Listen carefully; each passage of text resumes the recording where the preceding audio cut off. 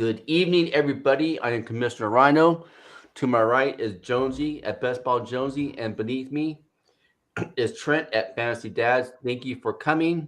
Our shepherd is leading behind scenes tonight. So bring your start and sit questions to us, man. How you guys doing tonight? Good. Tired, but I'm good. Yeah, you've had a busy work week, huh? Yeah, it's been a little crazy, but there's always time for football. Yeah. How you doing, Trent?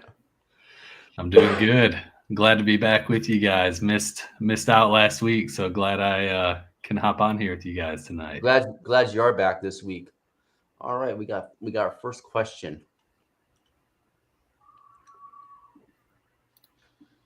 Oh, there we go. Taysom or Keenan PPR?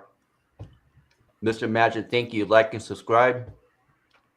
Thank you for joining us tonight. To me, if you would have asked me this 4 weeks ago, I would have said it's a no-brainer, Keenan Allen. Right. But now, Keenan Allen's getting the targets, but he's just not producing. No. And I have him in a league, and I don't trust him. And then I look at Taysom Hill, who anyone that's followed me for a while knows I am not a Taysom Hill guy. Like I don't like playing him. I just don't like him. I'm right there with you. I don't like him in fantasy. But last week I did like him, and this week again. He's the backup running back. He's the backup quarterback. He's the de facto number one wide receiver with Olave out. I hate to say this, but I think I'm going to go Taysom Hill. Yeah. I hate to say Same it here. Too. I hate to say it too. It hurts my heart. I think I'm doing something wrong if I say that too. It goes against everything I believe in. Yeah, I just look at that Bears Patriots game though too. I don't see it being, a fire burner, high scoring match. No. So even Dad's dog agrees. He's like, I agree, Jonesy. No, that one's not mine. I think that one might be Rhino's. Oh. Oh no, that's my dog's a little hyper right now. A little hyper. But I do have a league or two where I'm playing Taysom Hill in the flex, with another, like a K-Dot and in my tight end and Taysom Hill in the flex. Because I think just volume wise, he's bound to do something, and I was just looking, last week he had his most just productive game and was used in a lot of different ways. And we've got to assume that's just going to keep happening even more now. Yeah. There's no reason to, in my opinion, why last week compared to this week should really be any different. Yeah. Especially because Jamal Williams is still out. So they're hurting. They have nobody to back up Kamara. Yeah. Just with Olave out. With Olave too, yeah. Their wide receivers are just decimated, there's just no one, so it's. And they're probably going to be playing from behind. More than likely playing from behind tomorrow. Yeah, that game is there. I think the Falcons are going to be in a good position, we'll say. Mm-hmm. Agreed. Thought on starting CMC this week. I'm between him and James Conner. I'll let you guys go first. Let me ask you this: who's your other running back? I'm assuming you start two, and who is in your flex? Because honestly, I want CMC and James Conner in my lineup. CMC, you're starting. You didn't hold on to him all year to sit him on the bench. If he's playing, he's in your lineup, 100%. And what do you say, Trent? Yeah, you've got to play Christian McCaffrey. It's a tough one. Oh, he just popped in too with his other running backs. He's got Breece, Tyrone, CMC, and James Conner. Sheesh. So you guys say I'm different from you guys. I'm not going to play him. He's been out. I don't know. I don't trust the workload. I don't trust he might get hurt. I mean, coming off not just one Achilles tendonitis, but two. I just don't trust the first week. I'd play him second week, but with Brees and Tyrone, I'm playing those two. One of those two, other than CMC. I gotta disagree with that. I mean, they're not going to put him out there unless they feel comfortable. You know, if it was really that as bad as everyone thinks after thinking about this, they would hold him out. They're desperate for a win, though. They're desperate for wins right now. Yes, they are. But desperate. They're going to do desperate things.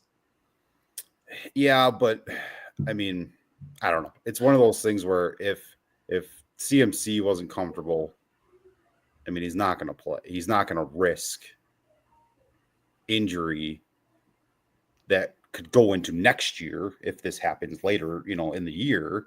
Okay. I don't know. But they're not going to give him a full load either. At least like with Tyrone and Brees Hall. But the thing is with CMC, it's kind of like Puka when he came back. He didn't need the full. Puka only played 50%, and CMC doesn't need 30 touches in a game. He could get 15 touches and be RB1 that week, especially against the Buccaneers. Yeah, if you play him, temper your expectations. Then that's all I'll say. So, if anybody plays him, temper your expectations. I mean, because I'm not going to play him. Not going to play him. The way I look at it is most likely a lot of CMC teams, unless it's like a dynasty league or a keeper league, a lot of these teams, from what I'm seeing, are hurting, in the standings. So these teams need him, So I mean, unless you're, winning, you got a good record, I'm playing him. I can't risk sitting him. And so do you think he has more upside than Brees Hall? He's got more upside than everyone. Than Brees Hall. Yeah. If CMC's active, he has more upside than any player in the NFL. Yeah. Because the thing is, too, you're talking about, if they get close to the goal line, he can scamper in, from anywhere from 10 or closer, on a run. But then they're in the red zone, he catches one screen and takes off, or runs one nice wheel route. And I mean, it's just like, I don't know. I want his, like, if he's going to be a dud tomorrow, I want him to be a dud in my lineup rather than scoring 2 touchdowns on my bench. You see what I'm saying? Kind of like I understand that. I understand that, but yeah. And I don't know how many of these guys he can start. If he can start all, just like 3 of them, or I mean, I would be CMC, Brees, and Connor probably. Even though I like Tyrone this week, I like his matchup, I like what he's been doing, but at the end of the day, he's not on those other guys' levels. So we'll agree to disagree, because we can go all night long with this. Trust me. Yeah.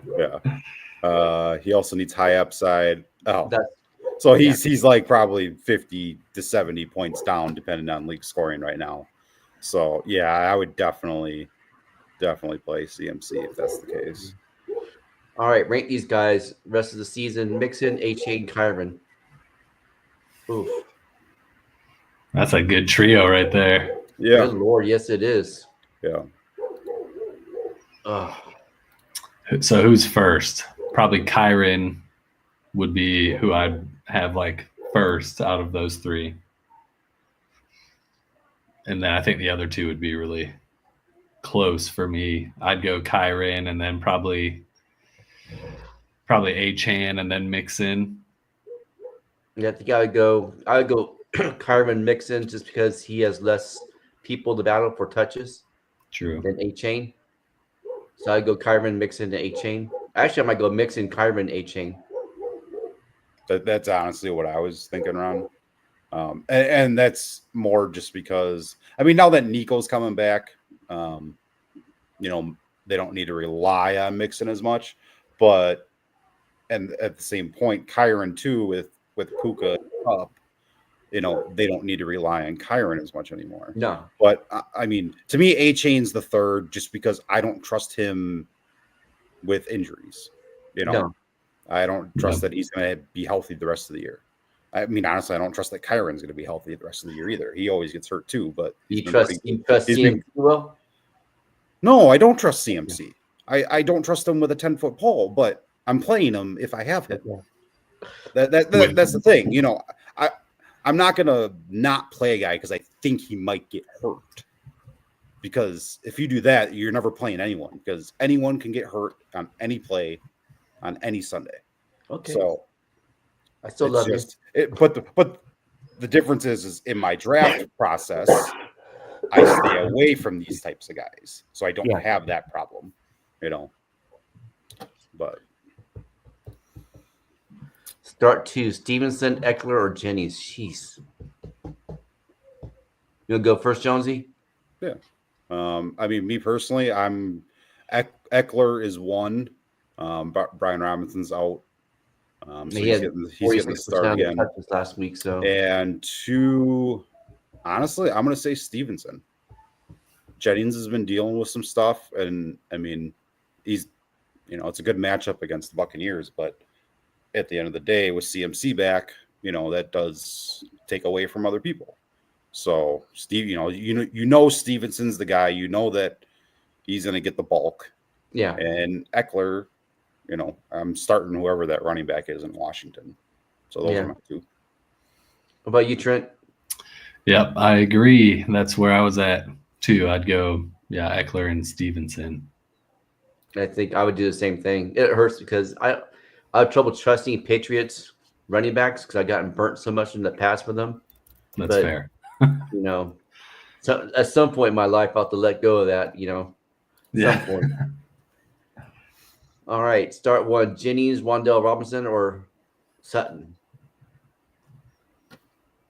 I'd probably go Wan'Dale Robinson.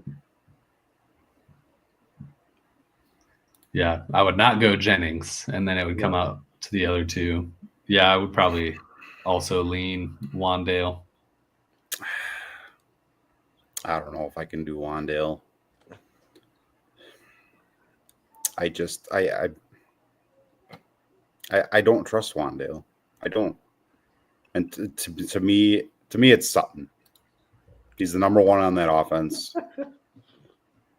Wan'Dale. He's gonna be covered. He's gonna be covered by the number 1 defensive back. Yeah, I mean, but then again, too. I mean, I don't trust Wan'Dale. I don't. Even against Carolina's defense. Not really. I mean, to me, the only Giants I trust are Malik Neighbors and Tyrone, and maybe Slayton if he's healthy. If Slayton was was playing this week, I'd be into Slayton a little bit. But I don't know. I can't get on the Wan'Dale train, so I'm going Sutton on this one. That's fair. That's fair. Also, I'm in shambles for starting the only wide receiver Saints have. Yeah, that's rough. Sir, who else is available? Yeah, it's got to be there. Has to be someone out there on your waiver, like Parker Washington, maybe. And I wouldn't even. Well, that's somebody. Better. Yeah, that's somebody. He gets targets. Cedric Tillman, he gets targets. Well, Tillman's on a bye this week. Oh, true.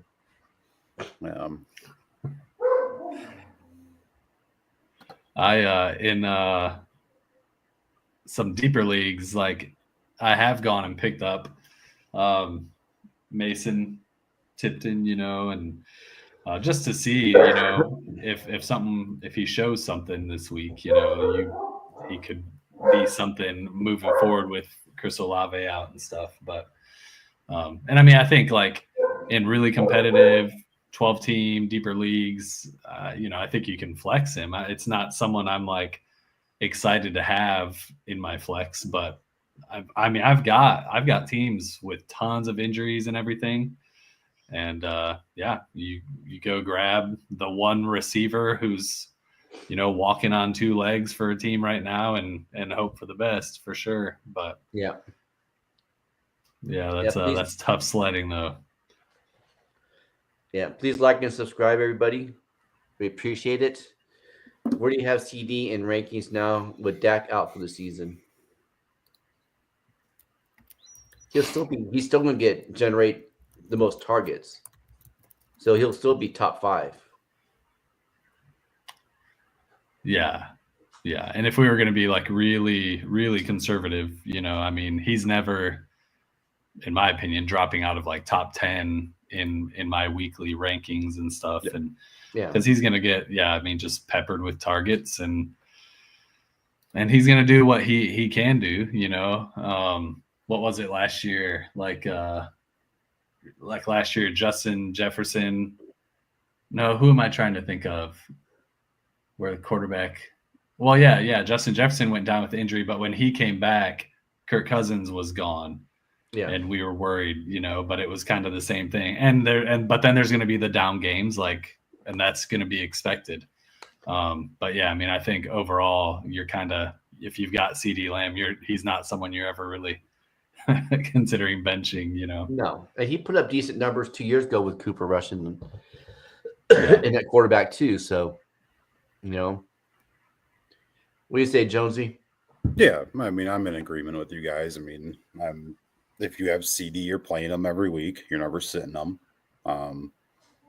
If I can move them for someone, if someone was like, oh, I got Amon-Ra and I want CD, I would probably do that move, but most likely you're not going to get that. But, I think you're okay.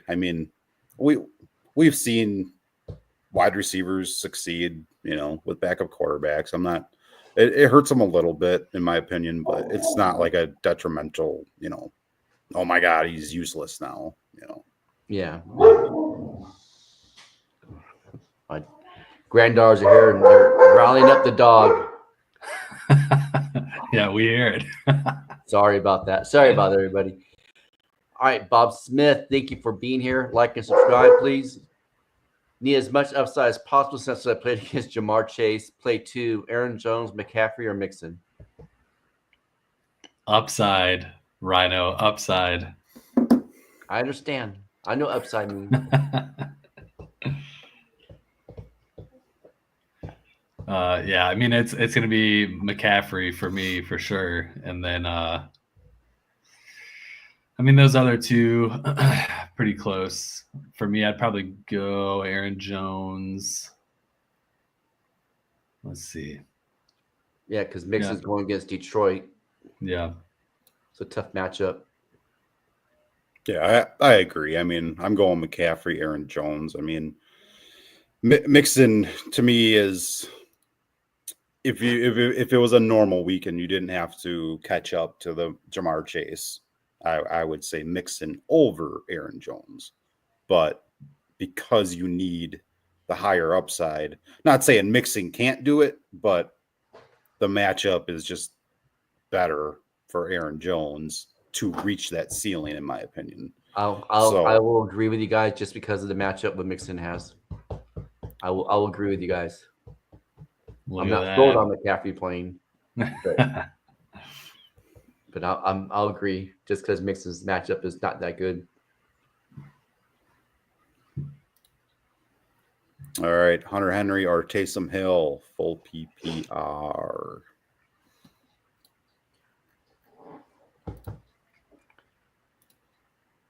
Taysom Hill for me. Yeah, I'll go Hunter Henry. Drake May's playing, right? They playing, Trent? You're the Patriots. Yeah, I go Hunter Henry. Yeah, I'm just saying Taysom Hill just because he's the volume, kind of the de facto. Like I said earlier, he's the de facto wide receiver, tight end, running back, and maybe even quarterback if needed. So I just think there's going to be a lot more opportunities, and over Hunter Henry. So I want to note here that Jonesy and I are on like our greatest streak of all time. I know. Since we've started this show. Of That's what I'm agreement. talking about. Look at us go, man. Yeah. And I'm not. Yeah. Come on, Rhino. We will. Do not bench Waddle. I mean, it depends what your other option is. Yeah, who's your other options? But Tyreek Hill is hurt with a wrist injury. They're saying kind of like a game time decision. That's going to be a tricky one with Hill. But I mean, I don't want to bench Waddle. I want to give him another week. I mean, that offense is just, we're so used to it being Waddle and Hill, but that offense now is running through a chain. You know, I mean, it's just what it is now. So, I mean, Waddle can't be this bad at production the whole year, you wouldn't think, but I mean, it depends what your other option is. So let us know your other option, Ralph, and we'll get back to I think it's hard this week too, with those Dolphins being a Monday night game, you know. I think that makes it tough too, because with like the Tyreek Hill situation and stuff, we're really not going to know. Likely, we're not going to know for sure until Monday, you know. Yeah, I mean, honestly, just because of that and the chance that, I mean, personally, I think Hill plays. I don't think he's going to miss the game. Yeah. But even if he plays, he's out there as a decoy. Just because of that small chance that he does, that's almost an automatic start for Waddle, because you won't know unless we find out, you know, early tomorrow about Hill's status somehow. You almost have to play Waddle unless you got a way better option. Yeah. Actually, in my home league, I put Josh Downs in instead of Hill. Just I want to take that chance. Yeah. So Broncos or 49ers defense? Well, Niners got Tampa Bay, Broncos, KC. I'm going Niners.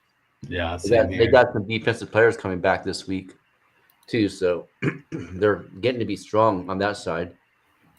Yeah. Another Sutton question: Sutton or Leggett PPR?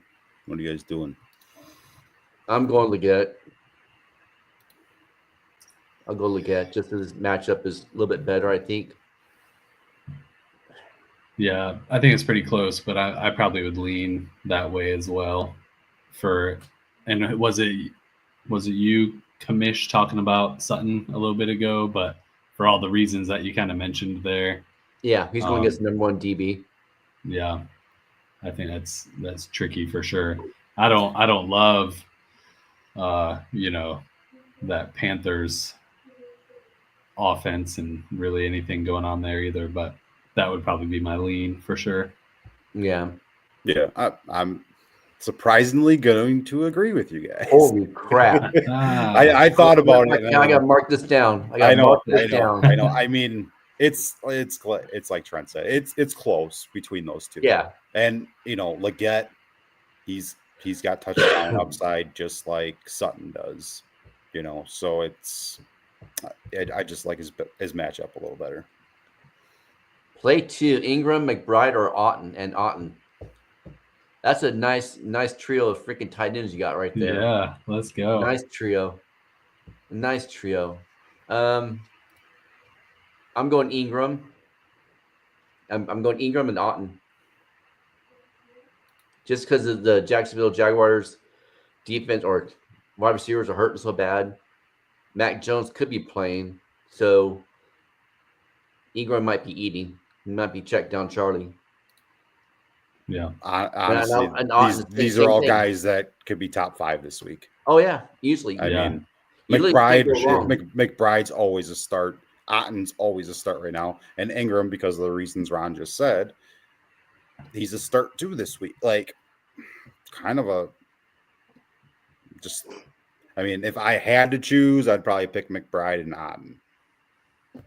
Just because quarterback. Yeah, and even with the Frisco's defense, Otton's still going to get targets. They'll force feed him. Yep. Until we see differently, you know, which probably isn't until Evans comes back. Yep. You know, you almost have to play him. Yeah. Derek Goat, how you doing, brother? Thank you for always being a participant in the chat and asking questions. We appreciate it. Need two for the wide receiver tackle slot. Jake Ferguson, Rico Dog, wide receiver, running back, tight end.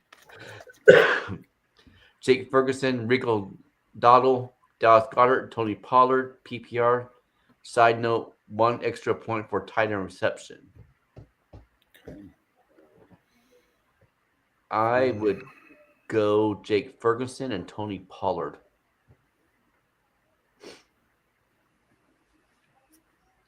Because Ferguson has less competition with A.J. Brown back and Devontae Smith all playing. Goddard doesn't do well. Last time they played, he got like 6 points or something like that. He doesn't get fed, especially with Barkley too. Yeah, I mean, I think those are good points. I think the tight end like premium there is nice, but I'm really not sure. Like because it's like neat. Okay, so it's 2 for flex. So I'm probably leaning more towards maybe Rico and Tony Pollard. Like just avoid the tight ends, honestly. Dallas Goedert for the reasons that Rhino just mentioned, and then I don't know, Jake Ferguson just makes me, I mean, I'm nervous about that Cowboys team right now. So I don't know, that I might lean more that way and avoid those tight ends. I don't know. What are you thinking, Jonesy? Well, Pollard's your first guy. That one's solid. I don't trust Goddard. Please keep that there so I can read this. Oh, sorry. I don't trust Goddard coming back. I mean, A.J. Brown's healthy. Devonta Smith's healthy. Goddard is going to go back to his normal Goddard self. So it comes down to Rico or Jake Ferguson. I mean, I can make a case for either of them. If you want the safe side, you go Rico. If you want maybe more of an upside, in my opinion, I think you go Ferguson. Just because, I mean, I see the Eagles getting up on Dallas. So that takes Rico's role, you know, it diminishes his role during the game, in my opinion. And they just might be chucking the ball, you know, for 3/4 of the game, which would help Ferguson. And one thing to think about too is the fact that Kenny Pickett might be starting for Philadelphia. No.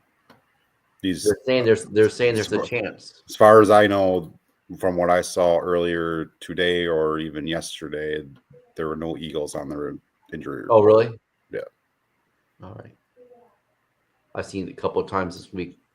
Yesterday I saw it too. Yeah, I mean he showed up questionable. I know that was floating around, but there was never any real concern with that. Good evening, Ronnie. Great name. Great name. That's right. Evening, gents. Need 3 full PPR. James Cook, Monty, Dobbins, Swift. Thanks. Need 3. So sit 1. Yep. Sit 1. Yep. I mean, they're all playable guys. I mean, so it just comes down to the matchups. To me, it's hard to sit Montgomery. Right. I mean, he's the Swift. I really like Swift's matchup this week. So to me, it comes down to Dobbins or James Cook. James Cook has a good matchup against the Colts. Yes. I think I'm gonna hate. I don't know. I keep on in my mind. I keep going back and forth.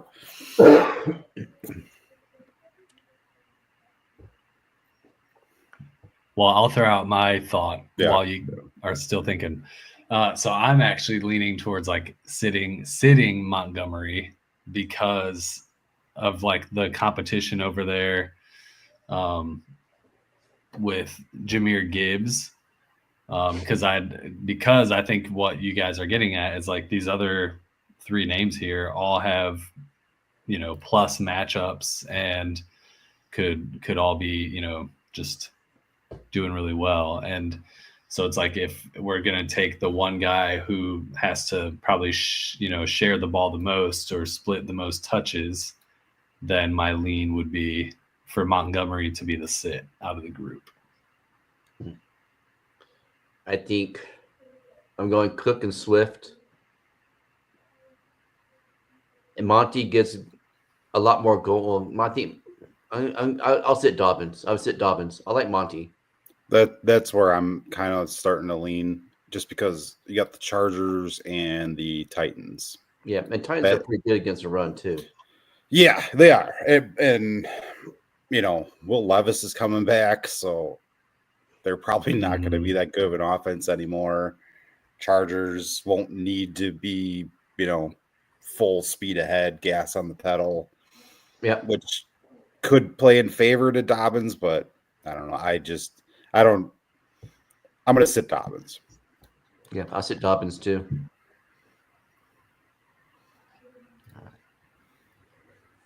Another Sutton one. Oh, he just added one more. God bless you. Thank you. Sutton, Leggett, or Demarcus Robinson. Ooh, I like Demarcus Robinson. He's got that chemistry back with Stafford right now. Yeah, but he's still the fourth fiddle on that team. That doesn't change my opinion. I'm still going Leggett. Yeah. And to be fair, I like Robinson too, but in this conversation, I think Robinson is worth a flex, spot this week. But to me, this is more of like a wide receiver 3 kind of conversation. And yeah, Leggett, that would be my lean still. I think the reason why I go Robinson is because better quarterback. That's why. Best PPR flex: Mostert, Coker, Hunter Henry, or is McMillan playing? Did he clear? Is Handy all better? Yeah, I'm not sure what the latest was. Mostert, Coker, Hunter Henry, or McMillan for the flex. I'm trying to look up McMillan right now, see if there's any updates. Jeez, this is a tough one. I mean, I don't like Hunter Henry in the flex. No. So we can get rid of him.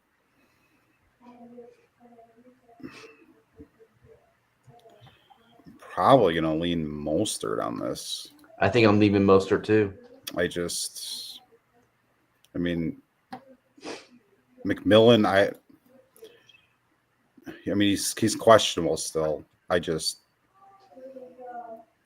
don't know if I trust him any more than anyone else, and if on the off chance Tyreek Hill is out, maybe Mostert gets an uptick. They got to rely on the run game some more. And Rams can ran on. That's a given. Yeah, I'm gonna go Mostert here. Yeah, Mostert for me too. Yeah, Mostert for me too. Dropping Dak 4-point TD. Who do I start? Who do I stash? Tua, Herbert, May, Carr. Starting Kirk this week. I would. I mean, it's Tua or Herbert. Yeah. I mean, May isn't on the same level as you wouldn't trust May enough if Tua and Herbert are available. I mean, me personally, I'm going Tua. Yeah. I think I'll go Tua just because the offense is more pass happy. Yeah. I mean, even though San Diego's the Chargers have been throwing the ball a little bit more, and that's been heating up, but still just all around the players that Tua has to throw to outshines what Herbert has. So I go Tua as myself. I agree again. Armando Robinson. D. Robinson, Noah Brown, or Shepard?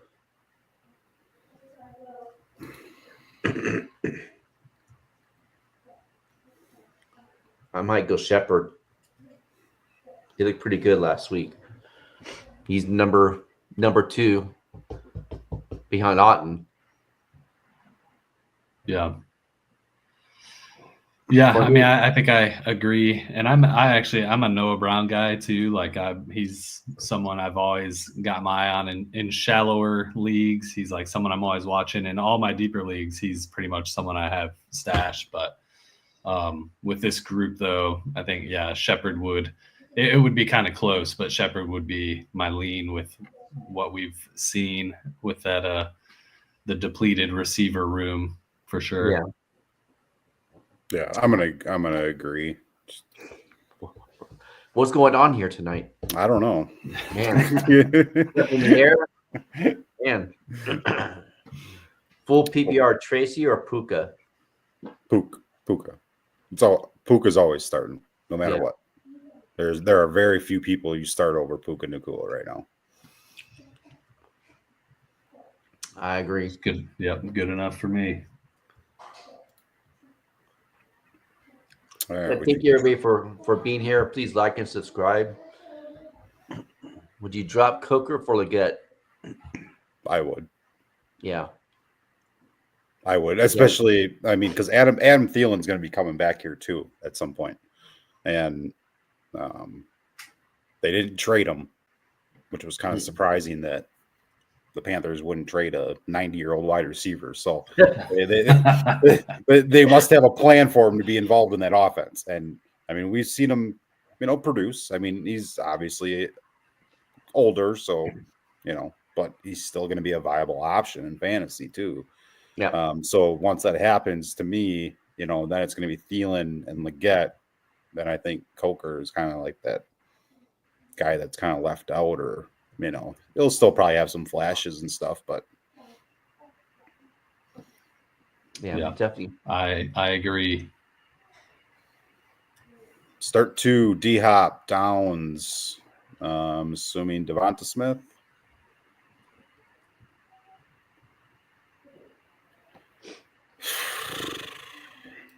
Yeah, that's what I would assume. Yeah, that's what I would think. Start 2. Downs for sure. Agreed. Yeah.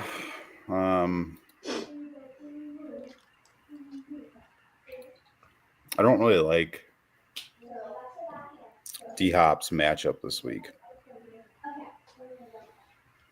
So I think he's going to be the one I sit. I think so too. I think he's most likely going to have Patrick Surtain shadowing him.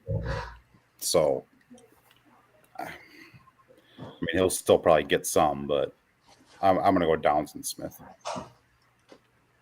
Yeah, I think my lean would actually be D-Hop, but it would be really close between D-Hop and Smith. But I liked what we saw, and what it seems like, D-Hop is going to really come alive in this offense. And so I could see him having another solid game. But I agree with the matchup piece there, Jonesy. And I do think Devontae Smith has his usual upside and, can be a really solid option. So let me ask you guys this, because it's something that brought up earlier in the week with the Shepard.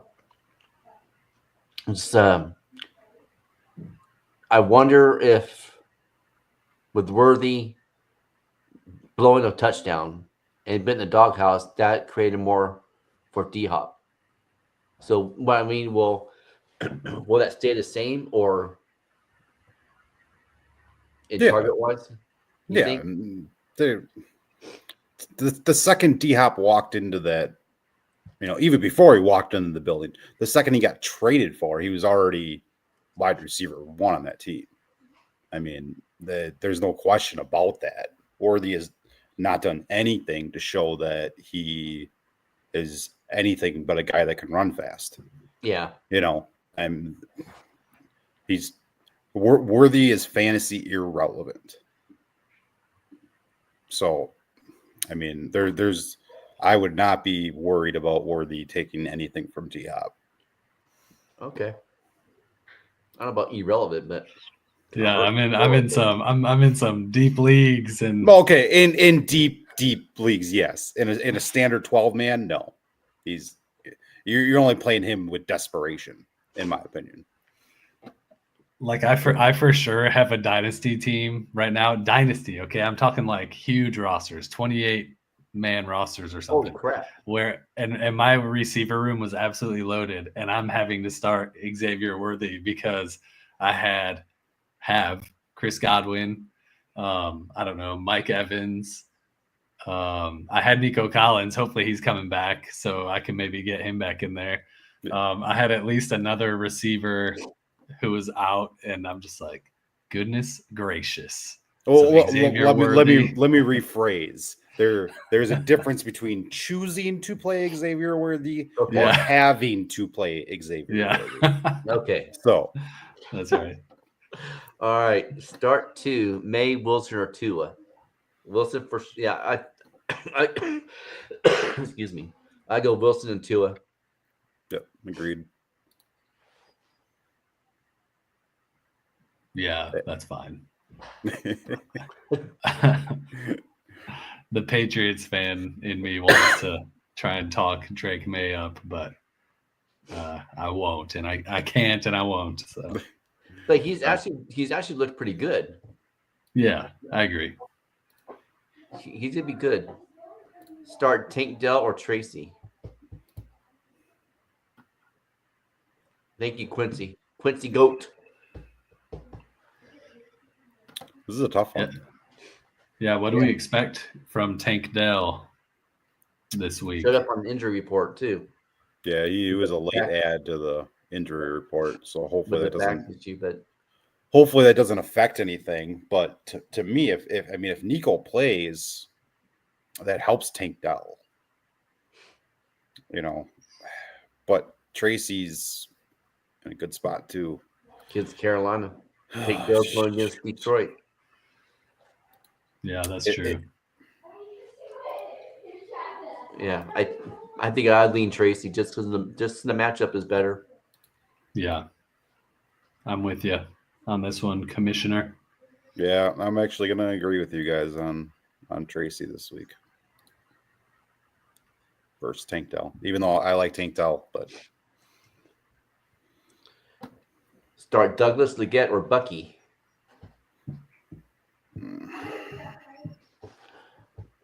What do you start with Dad on this one? Yeah, I mean, two of those are pretty rough offenses, but then Bucky, I just feel like there's not like a super consistent I don't want to say role, because I think in real life his role seems to be consistent, but in fantasy, it's been a little bit of a guessing game. Yeah. So if we're starting to, we've talked about Leggett. I think that would be a safe, not safe, but that would be probably like my lock of the 3, and then it would come down to Mario Douglas or Bucky Irving.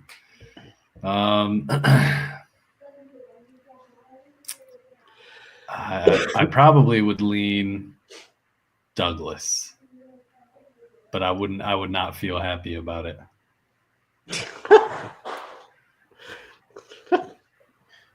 What about you boys? I mean, to me, it's Leggett and Bucky.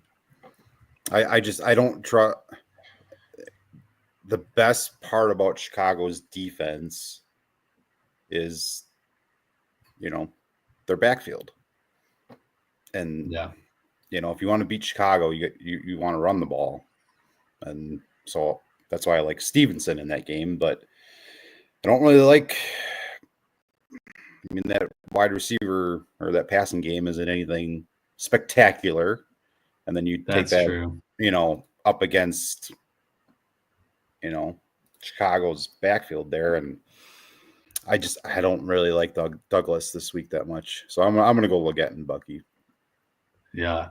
And that's kind of nice too, because you're not dipping out of both of like those two poor offenses. You know what I mean? Like, Yeah, I mean, I think Leggett definitely is the better choice out of him and Demario Douglas. And then, going over to that Tampa Bay game is not a bad idea at all. Yeah, so.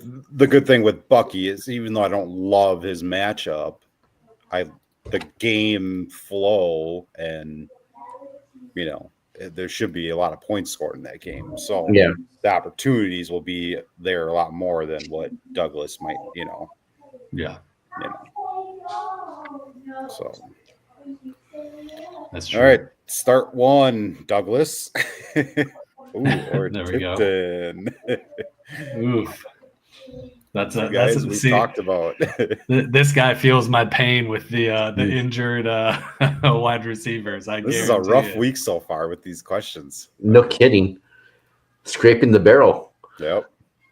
I go Douglas.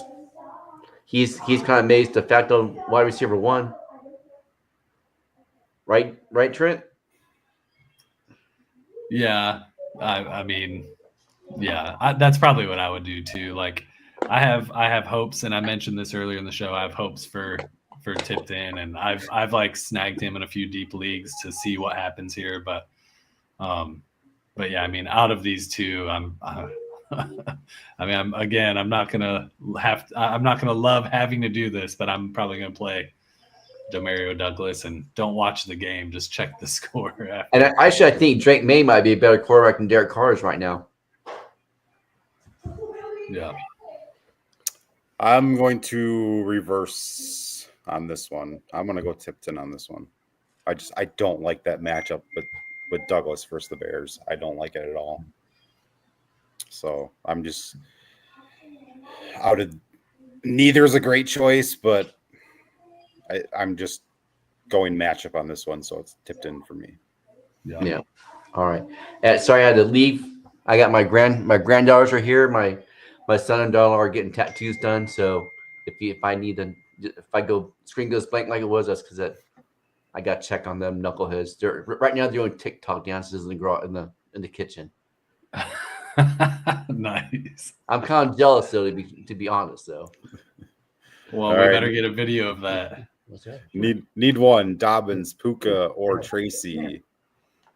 Oh, look. No. Girls, we need an answer on this one.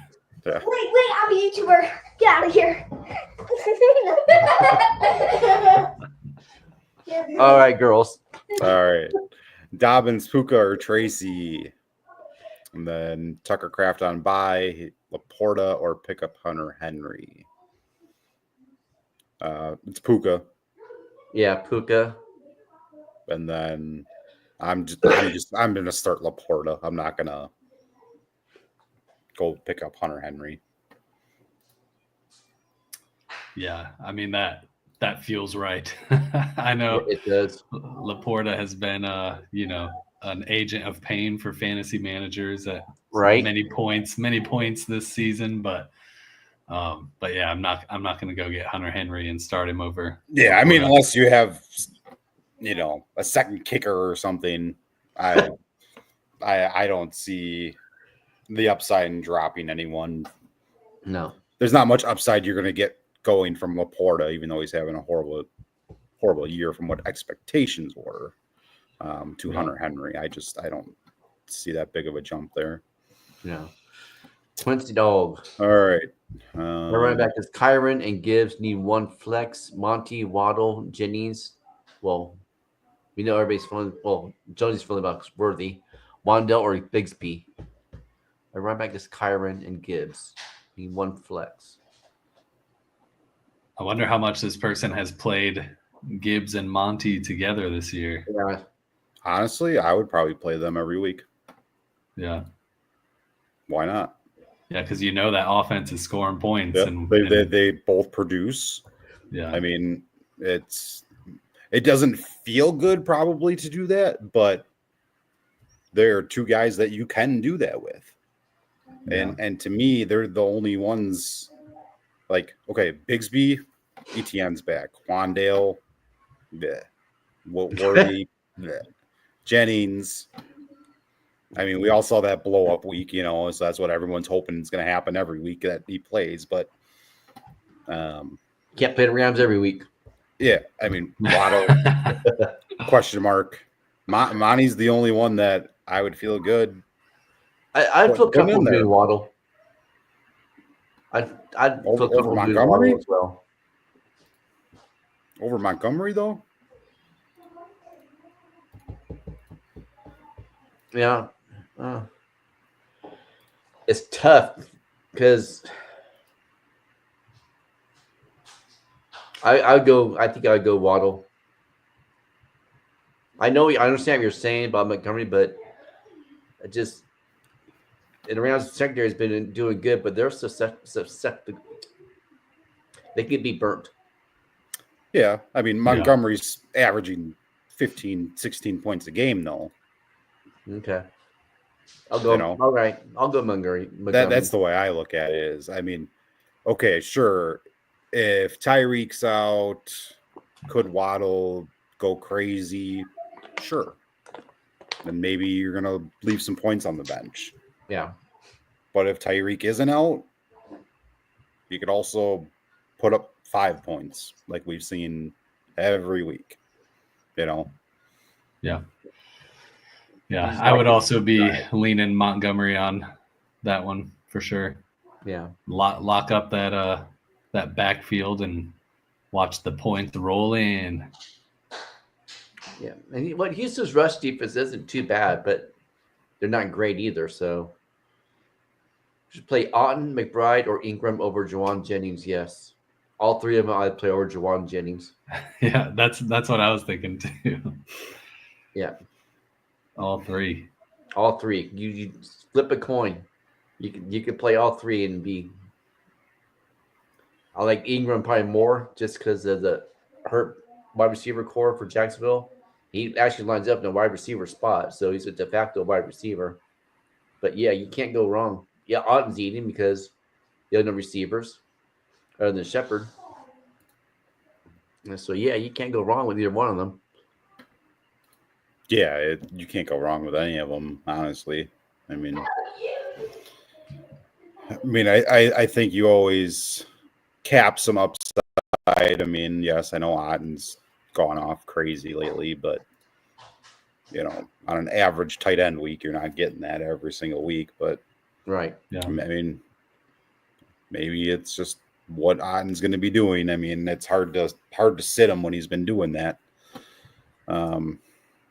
But yeah, I would start McBride and Otten over Jennings. Ingram, I probably would still start him over Jennings too, but it'd be closer for me. Yeah.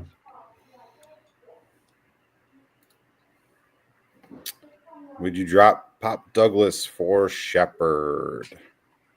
I would. Yeah. I mean, yeah. Shepard's.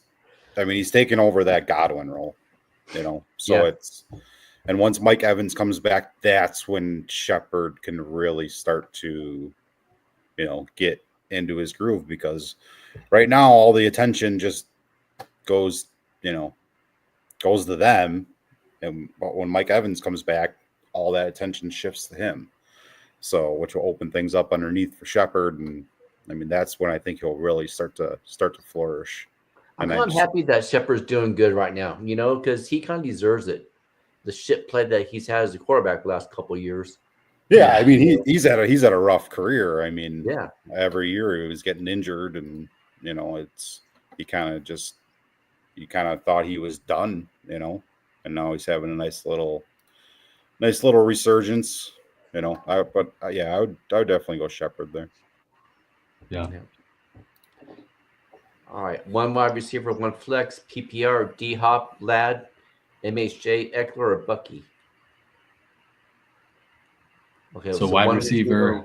Yeah, so we need 1 wide receiver, so has to be D Hop, Ladd, or Marvin Harrison Jr. Yeah. Which I don't like D Hop's. Like I said earlier, I don't like D Hop's matchup this week. I don't. Yeah. I might do Ladd and Eckler.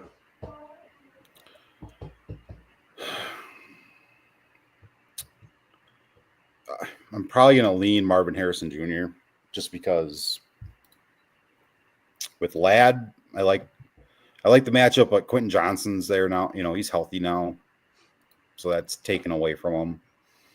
And I don't see that game script being much need to be airing it out like they have been the last couple of weeks. I mean, what are the Titans going to do with Will Levis? 6 points. The reason I say Ladd and not Marvin Harris Jr. is because he hasn't been producing. They're not getting the ball. I mean, he's getting air time, wherever they call it, air yards, but he's not producing. I understand the concern with Marvin Harrison Jr. Yeah, that's why. I mean, I think Kyler Murray threw for 189 yards last week. But, so there's something off about. I mean, it's turned to a running team more than a passing team. Yeah, and that's the only reason why I say Ladd. Otherwise, I say Marvin Harrison Jr. Yeah, I'm gonna go Marvin Harrison and Eckler on this. Yeah, I agree. I agree with Eckler for sure, and then in that flex spot, and then I also lean Ladd for that wide receiver spot. Okay.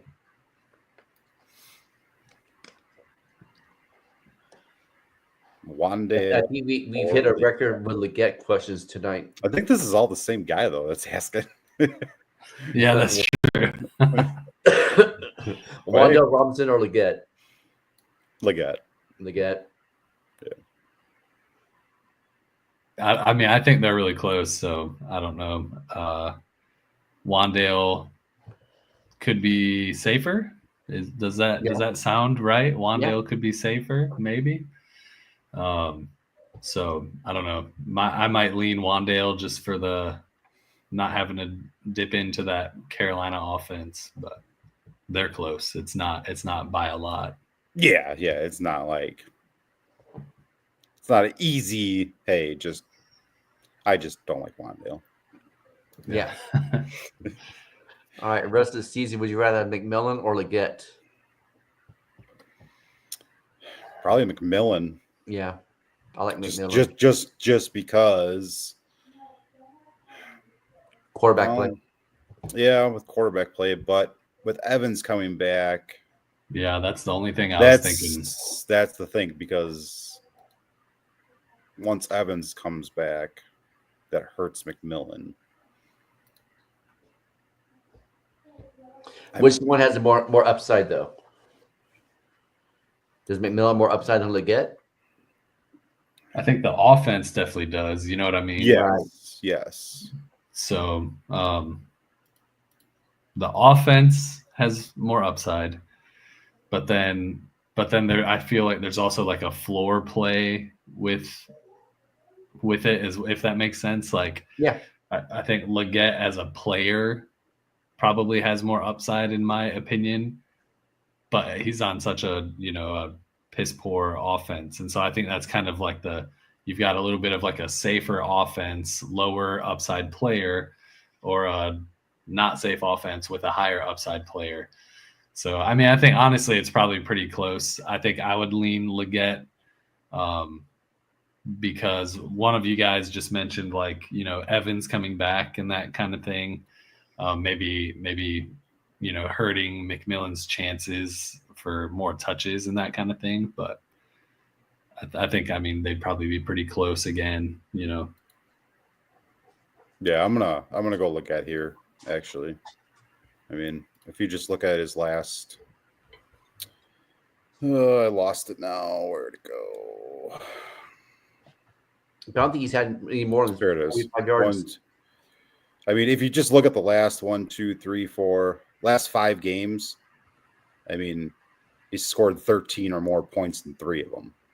Okay. You know, Yeah. or actually 1, 2, 3 in the last 6 games, he's scored. I mean, you could say 11 or more in the last 6. So, I mean, I think he's on the right trend. It's not a huge gap in between these two, but I'm going to side with Leggett. All right. Base Ghost, that's a cool name. PPR, someone offered me Gibbs, Swift, and Reed for Lamb and A-Chain. Thoughts? I would take that. Gibbs, Swift, and Reed. And then just a note, he also mentioned that his RB2 is Eckler, and he also has London on his team. I don't know. I like it. I don't know how I feel about it because I feel like, so he's being offered the 3 players. So he, to me, is giving up the 2 best players in this trade. Yeah. You know what I'm saying? But So but does Gibbs is better than A-Chain. So is he though? Swift and Reed equal Lamb, which I think they do. Yeah, and I hear that and I see that. I think that's like a hard concept for me, especially when it comes to redraft leagues. Like I think in Dynasty, you know, the 2-for-1s or 3-for-2s, like it can make a lot more sense value-wise and that kind of thing. Mm-hmm. But in redraft, I just think it's tricky, you know, because it's like you receive 3 players, which means you're going to give up Lamb and A-Chan, and you have to drop somebody. So there's a third player that is a part of this deal. And then, you know, the points. I don't know. So I mean, I think that's really good point, Rhino. But I think I also struggle sometimes in redraft with that idea of like, oh well, the points will equal out because there's not always a guarantee you get to start both of those, you know, every week to get those points, you know. And that's where, I mean, because when I'm looking at this, okay, Gibbs and A-Chain, Gibbs scores 1.4 PPR points more than A-Chain on average. So that's a wash to me, Gibbs and A-Chain. So you're looking at Swift and Reed for Lamb, which, okay, on paper, but are you going to be started? Is Swift and Reed going to be in your lineup every week? Is this going to be upgrading you from a McMillan or Leggett or something going up, another receiver, going up to a Jaden Reed? You know, if you're getting that big of a bump for Jaden Reed or, you know, just Swift, you know, you're going from, you know, a low level running back that you can't trust, you know, to Swift, maybe it makes sense. But if one of these guys is just going to your bench, you know, as a stash, I'm keeping the better players in Lamb and, you know, over Reed and Swift. And I think at this point in the season, record matters. Like I think if you're 2-7 right now and just like you've got to do something, then yeah, do it. But if you've got a winning record, you're like headed, you know, your trajectory is towards the playoffs and stuff. It's kind of like, hey, you can be a lot more conservative. You're not needing to do moves. I agree with that 100%. Don't, if it's working, you don't need to fix it. Yeah. Whew, big one here. All right. Who would you drop off the bench for our defense? Wandale, Jacoby Myers, Madison, Mayfield, Etienne, or Downs? Still got DJ Moore, Jefferson, and Mooney. I'd drop Wandale. Either Wandale or Madison. Yeah, I mean, it's probably Wandale for me because you're never. Justin Jefferson's always starting. Mooney's always starting the way he's playing. DJ Moore's getting a little iffier lately, but I mean, if he only starts 2 wide receivers too, I mean, his flex could be. I mean, honestly, he's got Breece Hall, Kyron, and Kenneth Walker. Those should all 3 be starting for you every week too. So unless you're starting 3 wide receivers, you have no need for Wandale. And I mean, I would drop Wandale before Jacoby Myers. Definitely. And I wouldn't drop Anthony Madison before Wandale.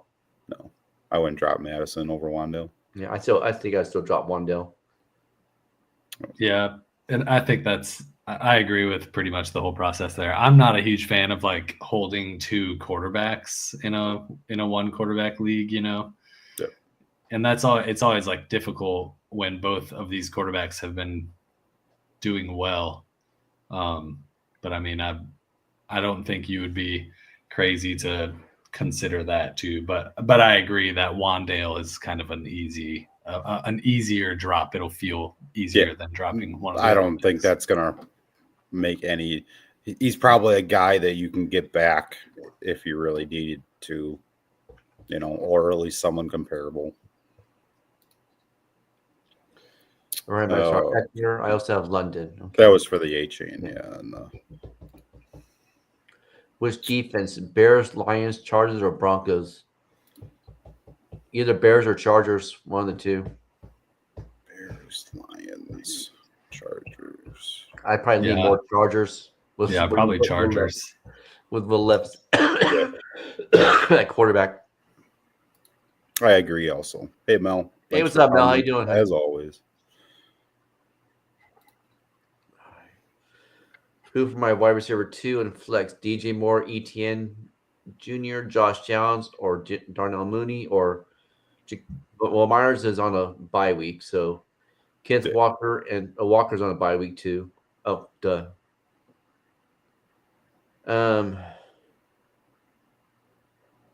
So we have to. So DJ Moore, ETN, Josh Downs. Oh, I see. So it's maybe 2 wide receivers or a wide receiver and I might go with Josh. I might go with Josh Downs and Mooney.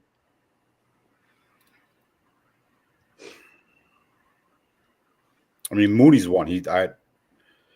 Whoever's playing New Orleans now, you almost have to, now that they traded Lattimore, I mean, it's going to be a field day throwing on them.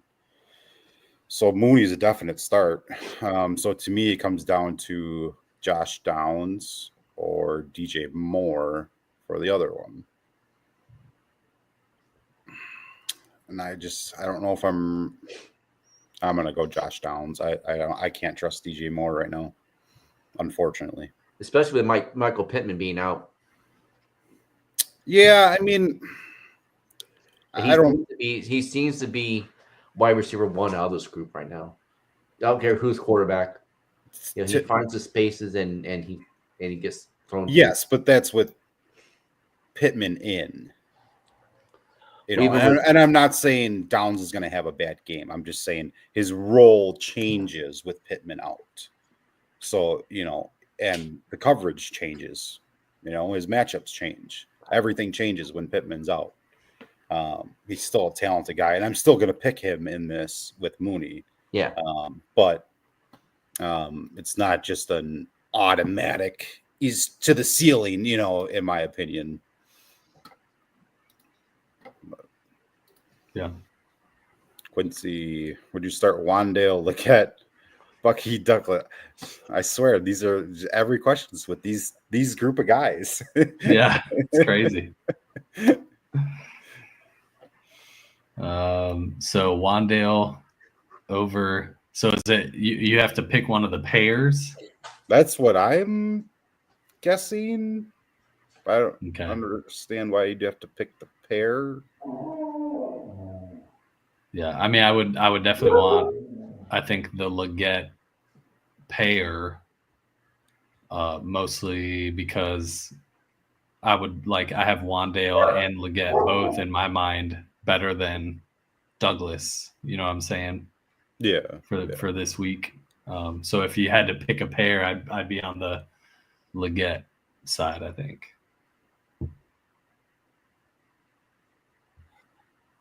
Yeah, I'm gonna agree. I don't love it, but I'm gonna agree. Yeah, I'll agree. I'll love it. I'd rather put a If you have to than choose Douglas. the pair, which I still don't understand why you'd have to. I'm confused on that, but on to the next one. Would you trade Taylor? I'm guessing Jonathan Taylor for AJ Brown and Mooney, full PBR, 1 point per first down. First down. Still has Kamara, Monty, Dobbins, Eckler. I mean, I can't really say no. Yeah, I couldn't say no either. I mean, Taylor for AJ Brown, I mean, is Yeah, a fair trade.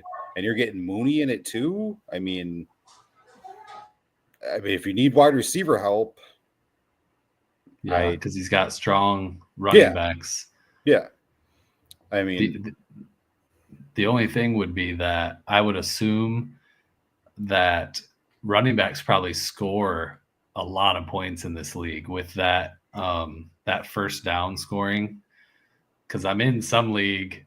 Rhino, I think I'm in a league with you on Yahoo, an IDP league that has insane running back and quarterback scoring and stuff.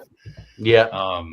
And it's, so that's one thing is like it makes sense to just, if it's 2 running backs and 3 flex, you could be starting 5 running backs in this league with that point for a first down, but yeah, I mean, with what they already have here, though, in running back, it makes, my only assumption would be that their wide receiver group can't be as strong as this running back group.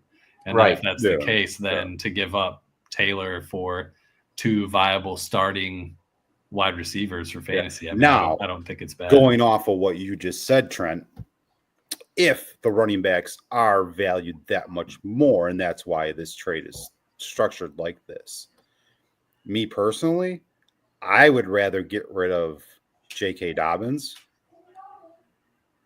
even if it was just for an A.J. Brown. Yeah. I would rather keep Taylor, Kamara, Monty over Kamara, Monty, Dobbins. So to me, that would be my first counter. Would be trying to get Dobbins into this instead of Taylor. But I mean, unless Taylor's just scoring so much more than AJ Brown, I mean, that's going to be the kicker here is how much more is Taylor scoring than AJ Brown? Yeah. If they're similar in this league, then Mooney's just throwing okay, but I'd still rather get rid of Dobbins before I get rid of Jonathan Taylor. Yeah. Agree. Jose, Tyreek questionable, thinking to pivot, but who? Brian Thomas or Marvin Harrison? I think they're both close this week. Yeah. Yeah, I mean, that Dolphins game being on Monday is just, it had to be a Monday, like this week. Yeah, brutal.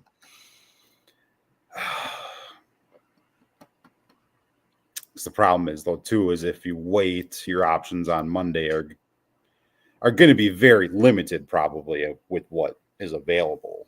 If there even is anything available, you might have to pivot to like a Malik Washington or something, or something like that. If you roll with Tyreek and it turns out he's out. So who do you like better, Brian Thomas or Marvin Harrison? You got Brian Thomas against Vikings, I want to say. Yes. Yeah. Yep. Yeah, I mean, that would probably be my lean. Feel like Marvin Harrison's got a pretty tough, going up against the Jets. That's going to be a tough defense, tough game. Obviously Jacksonville. What is the latest like on the quarterback situation? Like what? Last I heard, Trevor Lawrence is questionable. But honestly, if you think about it, Trent, is there really that much difference? I mean, you saw Mac Jones. I mean, you're a Patriots fan. Do you see a huge difference between Mac Jones and Trevor Lawrence? I mean, not Trevor Lawrence of late. Yeah, I mean, when you say it, it sounds kind of crazy, but in reality, right now, I don't think it's. To me, it's not like you're going from Lamar to Derek Carr. You're going from Aaron Rodgers to Derek Carr. Like it's not that big of a drop off.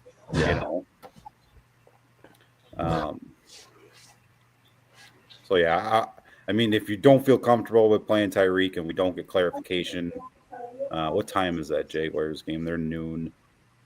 And then because Rams Dolphins play Monday night, so Cardinals are an afternoon game. Mm-hmm. So I mean, if he went Marvin Harrison, he'd get a little bit longer for maybe some clarification, but I don't think we're going to get clarification until past when these games are played. So if you don't feel comfortable with Tyreek, I would go Brian Thomas. Yeah. No. Agreed. Marquise, should I trade Tracy, Kyron, Flowers, No. and Worthy? No.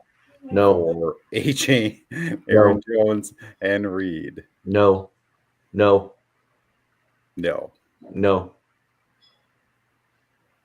Yeah, this is like it's just too much going on for me. You know what I'm saying? Especially in redraft. Yeah. But I mean, when you break it down, I mean, Kyron's the best player out of all of this. Tracy is comparable to probably Aaron Jones right now. Flowers obviously gets a drop off with Deontay. Deontay's going to get involved in that offense. And Worthy's just kind of a throw-in piece, but to me, there isn't enough that you're getting in return that I think it's worth getting rid of Kyron. So yeah, I mean, you're giving up Kyron and Tracy for Aaron Jones, who's been hurt on and off all year, and A-Chain, who also gets hurt. I mean, I'm not trading Kyron and those other guys away.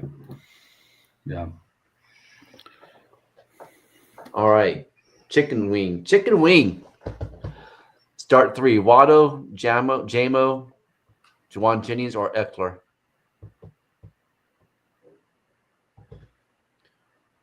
Watto and Jamo for sure. 3. I'm probably going Eckler, Waddle. I just got to decide on Jamo or Jennings. Yeah. Yeah, at first glance, I mean, I feel like Jennings probably is the sit of the group. I think Eckler is a good, sure start. Yeah. We talked about Waddle a good bit earlier. And then, I mean, so it would come down to Jamo or Juwan Jennings, but I think I would lean Jamo. Same here. Yeah, Waddle, Jamo, and Eckler. All right, so sit Juwan Jennings. We are in agreement again. Hey guys, before you get too deep into this one, I'm gonna skedaddle. Okay. All right. But I'm gonna leave you with a call. And I never got to victory lap last week, so I have to victory lap real quick. I even tried to find the soundbite. I went back and I was trying to find it. I couldn't find it. But 2 weeks ago, we were kind of laughing, and I said I have a real life league where I sat. I think I sat Dak Prescott in favor of Bo Nix, and that turned out to be the right call in a big way 2 weeks ago. So this week, I'm going to say that Daniel Jones is going to give us another like solid. Like I think last week he ended up being QB5 if I saw that right. But I think we're going to get another solid outing from him fantasy wise, and we'll get another at least top 10 easy, but it could be even better than that again this week. And I had to go pick him up in a league where I had to put Dak on IR, and I feel good about starting Daniel Jones this week. So, well, good luck. Yeah. Well, thanks for coming. It's always Yeah. good to have you with Thank us. you, brother. All right, boys. Be talking soon. Yep. Later. Wait. All right. Okay. Start Broncos, Rams, Cardinals, Falcons. Broncos, Rams, Cardinals, Falcons.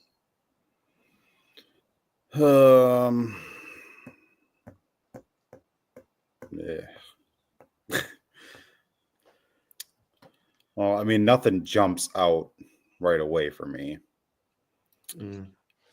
But I kind of want to say Atlanta on this one. Yeah, see, I kind of want to say the Rams. Just because I don't see that Saints offense,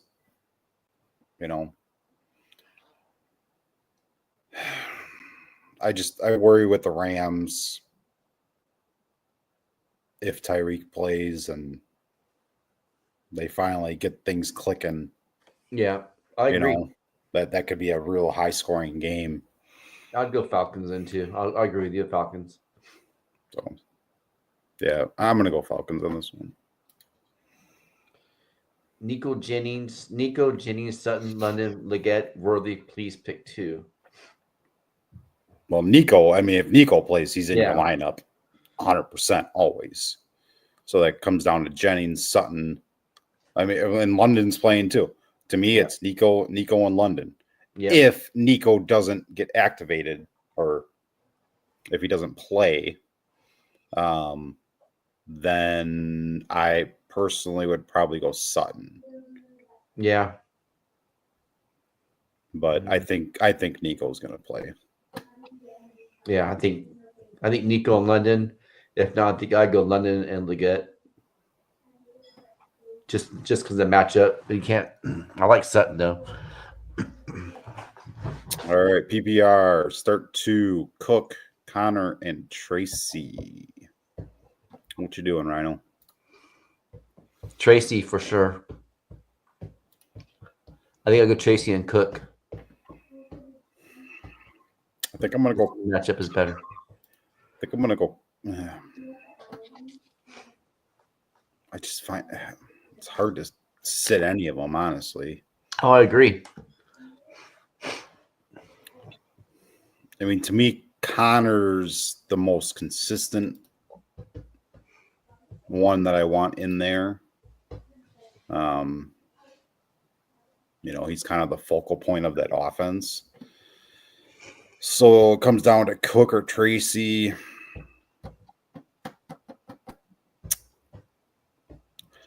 I'm going to go Connor and Cook. Okay.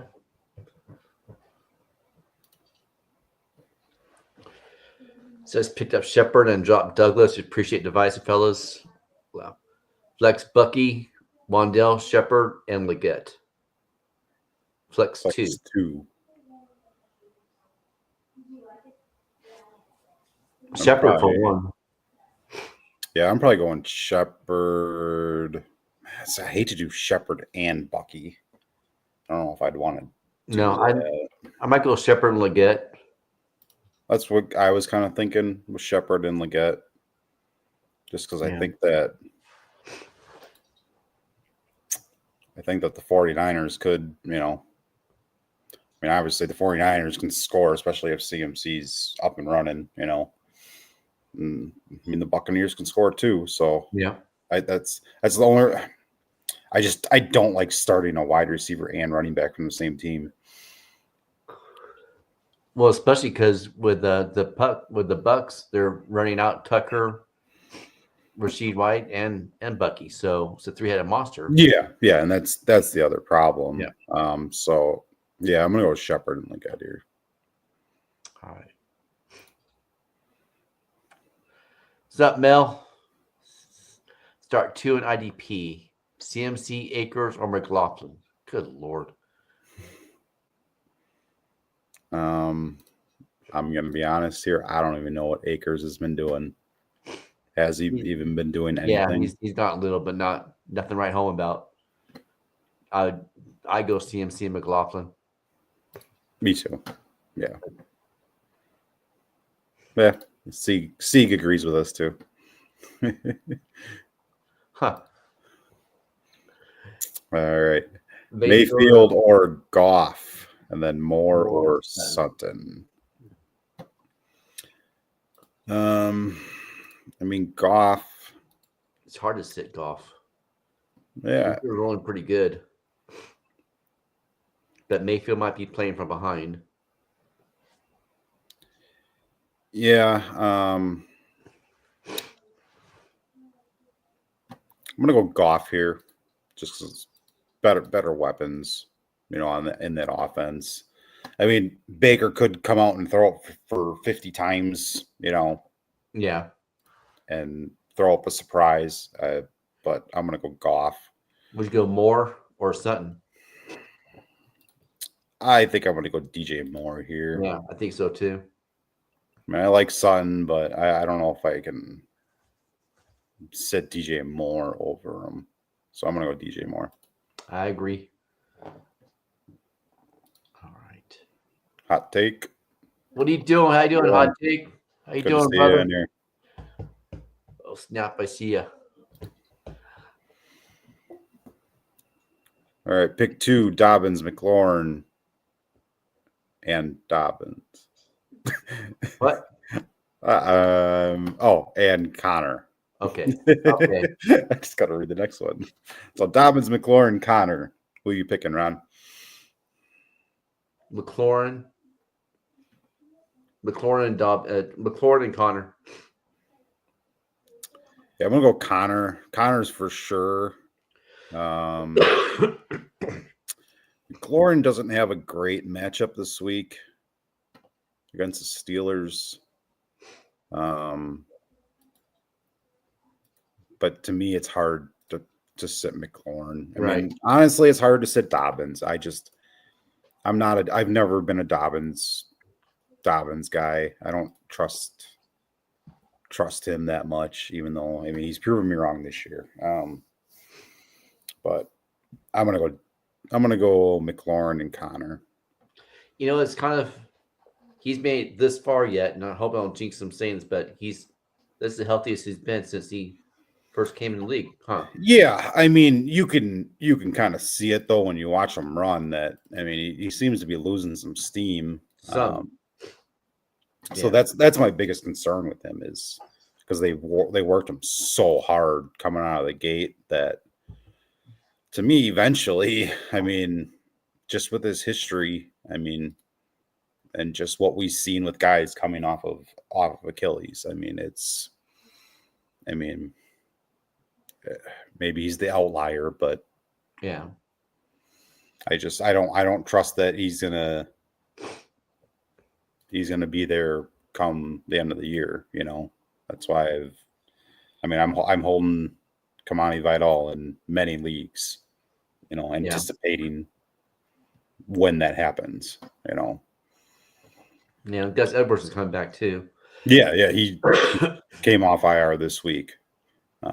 Start 2 PPR Nico Collins, CeeDee Lamb, or Tyron Tracy this week. Well, if Nico's, the Shepherd is here. Did somebody call Tyrone? Someone called, but he's not answering this question though. He's not. If Nico's healthy, then I'm going Nico and CeeDee Lamb. Yeah. I mean, if Nico plays, you're playing Nico, and you're always starting CeeDee Lamb. I mean, even though we all love Tyrone here, you're still Yeah. not playing him over CD Lamb. Yep. Sieg is the head of Tyrone fan club. He's president of it. He called him.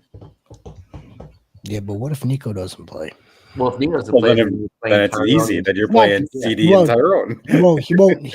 Problem is, little Rosie goat. It's not going to know that till about 6:00 p.m. where it's already too late. I think the safest That's a move. good point. The safest move here, although on paper, it's definitely Nico and CD. On paper, the safest move here It's Tracy is CD. Tyrone and CD. Yeah. And Yeah. unfortunately, right. I mean, Nico could very well be. He's activated off of IR. Now it's just a matter of whether he's going to start or not. He's probably going to start. Probably. Now it's a matter of, okay, so now you have what we perceive to be a full, healthy, no hamstring problem. Nico Collins, the Texans offense should be humming along as if nothing happened for the last 5 weeks. And but they're on at 8-20. Yeah, I forgot that the Giants. No. played early. That's why the Shepard's here, and not Sterling. So yeah, little goat. I think we're gonna go with CD here, and we're gonna go and call. Yeah, Tyrone. just pay attention. Just check an update in the morning if you can. It's not likely. It may come out. It might. It's not likely, but it might. Tua or Mahomes? I mean, I might go Tua. You've got a tough matchup with Mahomes this week, as a matter of fact. But I mean, all of a sudden now DeAndre Hopkins, and Travis Kelce's now he's not 34 anymore. Tua, on the other hand, what does he really? I mean, at the max, he's getting us 2 touchdowns in the air at the max. That's all it's been. And what if the cheetah doesn't play there? Yeah. Again, if we want to talk safe, someone that doesn't turn the ball over, someone that jumps out of a medical tent when you thought that his ankle was broken. How do you sit the MVP? Because I think they're Magic Mr. Rams. Forgive me. He's not the MVP. Lamar's been the MVP, and he probably will be again. How do you sit the Super Bowl champ? Tua's playing against the Rams. I've been hearing all week, Mr. Commissioner, that the Rams secondary is improved, isn't it? They are improved. Shouldn't they be breathing down to his neck or waiting, sitting there, sitting on the routes, waiting to pick him off to take 6 to the house? See, he doesn't. That's it. I might have upset the Rhino. I might have upset him. All right. I hope I didn't upset him.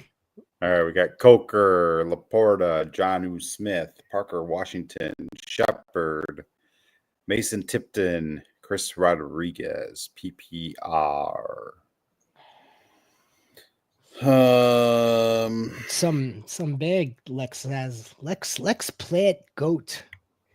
So we've had a lot of Jalen Coker, Cocaine, as well as Xavier Legette tonight, huh? I mean, like a lot of Xavier Legette, a lot of Jalen Coker. Here's the thing with Jalen Coker, and then we'll get to the Laporta, Jonnu, Parker Peter. I see. Shepard. This looks like a mashup of the Week 10 waivers show here with us, Lex Plant Goat, right? The thing with the thing with Coker, and I can't even take full credit. I cannot take full credit, but I am going to use it for us goats, for you goats, from I believe Fantasy Football Today on CBS. So Jalen Coker's been getting more usage, more opportunity working out of the slot. And that's where Bryce Young has been most comfortable operating out of. It's where Adam Thielen operated out of last season. Now, we haven't had Bryce Young with Adam Thielen, and we probably will until he gets off the shelf. But until then, we may just see Coca get into the end zone against the Giants, operating out of the slot. There's heavy slot usage with Bryce Young where he feels comfortable. And now, with the rest of this, though, this team has so many injuries. So is it pick one? Assuming so. Jonesy, is it pick one out of all of them? I'm assuming it's pick one. Pick one off of the bench here, in other words. So Sammy Laporta on the bench. We're not starting Jonnu Smith. No. I don't care what he does or what he did. Peter Parker disappointed us last week. That was with Trevor Lawrence. It may not be any Trevor Lawrence this week or for the foreseeable future. Well, I thought I upset you too much where you just left. Now we have the Sterling Shepard. To me, it's Shepard. Mason Tipton or Chris Rodriguez. I think Shepard is probably your best bet based on what we saw last week against the tough Chiefs defense. The Niners coming in off the bye, their secondary still can be had. Yeah, I think it would be Sterling Shepard for me as well. Don't be surprised, ladies and gentlemen, if Jalen Coker does find the end zone this week. Yeah.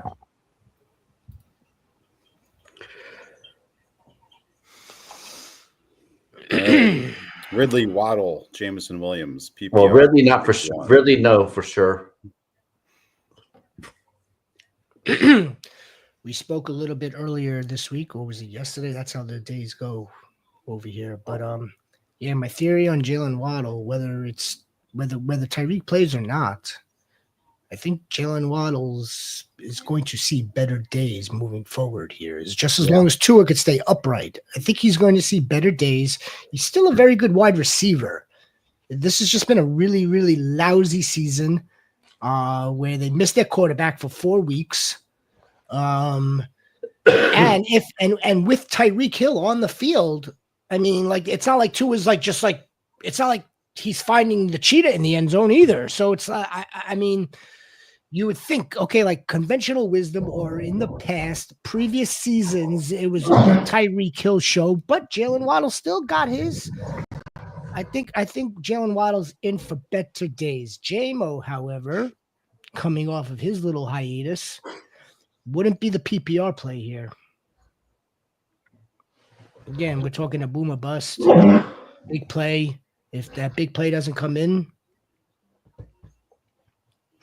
it's between Ridley or Waddle for me. I'll let you two decide. I'm going Waddle. Yeah, I'm gonna side with Waddle too. I don't trust the Titans passing game if Will Levis is there until he shows otherwise. Yeah. I'm laughing at the wolf. As much as I don't like Mason Rudolph, I don't like the offense even more with Levis. So I'm gonna go Waddle. Start one, Brian Thomas or Josh Downs. Quail Coat. What's up, Quail Coat? No Michael Pittman. Yeah. Did that, but so it's Josh Downs by default. I go down. You want to add insult to injury? As fine of a season as Brian Thomas has been having, if it's Mac Jones, I'm sorry. Mac Jones, mac and cheese. Okay, but it's like I said to Trent before. Is Mac Jones really that big of a difference from Trevor Lawrence? Big of a difference or less of a difference? However you want to phrase it. Is there really that much of a drop-off from Trevor Lawrence of 2024 to Mac Jones? No, in my opinion. Probably not. But I mean, I don't see Mac Jones coming into a season week 10 and just all of a sudden just like blowing the doors off of it. I don't see that either. Okay, but Trevor Lawrence wasn't blowing the doors off either. No, I know. Yeah, I know. You know, I know. that's what you got to look at. You know, I know. Who's the better wide receiver? I mean, the But better just wide, pure the better talent. pure talent wide receiver to me is Brian Thomas. But I'm probably going to side with Downs. I'm Josh Downs guy. I'm Josh Downs too. You growing? Hit Yeah. that like, please. And Yeah. subscribe. Ooh, who beat Growing Goat? God bless you. God bless all of you, by the way. God bless the United States Marine Corps today. Hold on one No, second. tomorrow. 1 second here. Tomorrow is our 249th birthday. 249. So happy birthday to all you devil dogs. Semper Fi. The Devil Dogs. The I still- Jarheads. Jarheads too, no? What's that? Jarhead? Oh, no. No? It's not really But that's just a movie? Yeah. I could have No. sworn that was also like a real deal expression. You learn something new every day. No shit. Yeah. I really thought Marines were also, or they were jarheads. Well, I've heard that multiple But a lot times. of Marines don't like to be called jarheads. So All right. Start Brian Thomas Jr. or I'm guessing Jawan Jennings.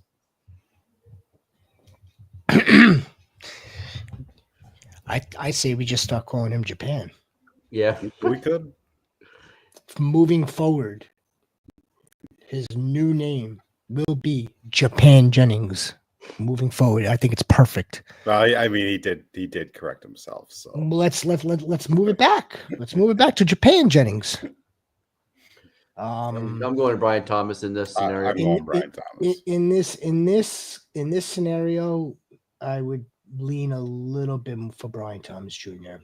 A little bit. You've got a Debo coming back. We're all at the edge of our seats waiting to see what the usage would be like for CMC. If it's just like average usage, it still means that Jawan Jennings usage is kind of like third, fourth fiddle.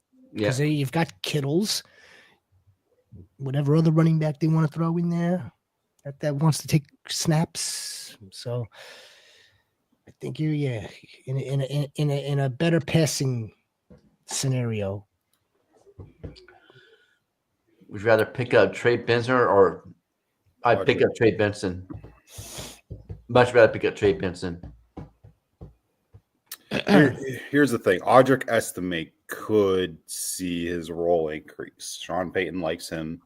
We've all been kind of waiting to see what Estime was going to be this year. But it's a three-headed monster out there. It's going to be hard, even if he gets, more production, this week, next week. It's still going to be hard to trust him to start unless you're in a deep league. Trey Benson, he's not a guy you're starting every week. If you have James Conner, you should 100% have Trey Benson. If you don't have James Conner, I mean, he's still not a bad pickup because James Conner plays an average of 13 games a year. So I would assume at some point James Conner, is going to miss a couple weeks just off of history, and then Trey Benson slides right in. It's like knock, knock, knocking on heaven's door, fantasy door for James Conner. Because it's like the writing is on the wall almost. It really is. Yeah. 2 weeks ago, he's having his ankle taped up heavily on the sideline, on the bench. Last week, there's something going on where like Amari DeMarcado's in the game and takes it to the house. I mean, it's just a matter of time. The problem, or not necessarily the problem, or the good problem here is if you've got, again, like Trey Benson may just get inserted at any point. Maybe it seems that way. But I think so would Audric Estime as well. Audric Estime's been finding playing time, hasn't he? And I'm trying to. I'm looking. Not much, though. I'm about to. It's not like Javonte Williams has a stronghold on this job. Unfortunately, for our goat, it's not like Javonte Williams has been like doing really, really well. That he's in no jeopardy of losing his job.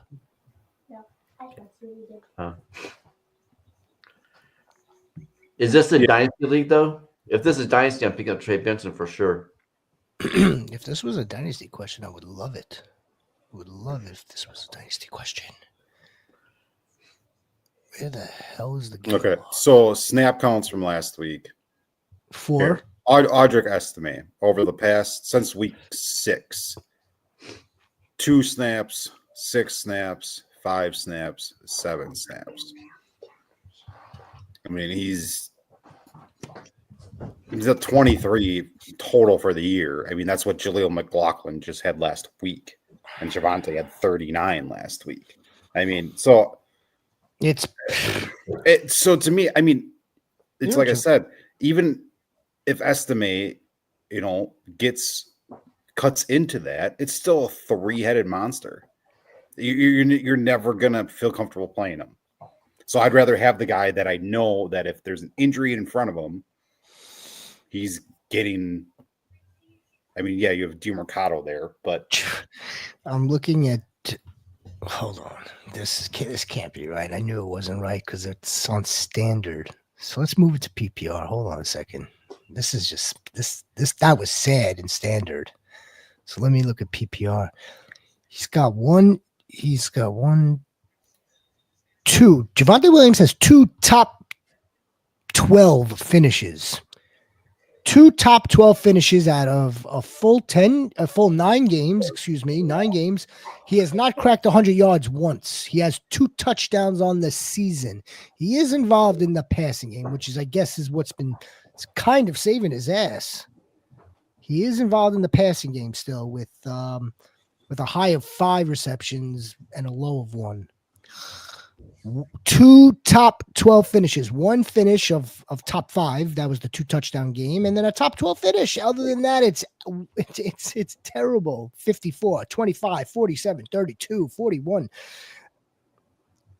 But that's because Jaleel McLaughlin is involved also. I know. This is so okay. So I think what we're deducting from this is it's not really that advantageous to A, have Audric Estime, B, to have any of the Bronco running backs at this point, which it hasn't been. I was a Jaleel McLaughlin owner, as a matter of fact, was. But now moving over to C, the C condition, Trey Benson hasn't gotten much usage either. If you want to add Trey Benson to stash Fizzle Goat, I don't see it hurting. It's not going to hurt you any worse than Audric Estime is right now. Neither of these guys are going to hurt you. It's not going to hurt you if this is a stash just in case the primary back, or in the Broncos case, the primary and the secondary running back go down.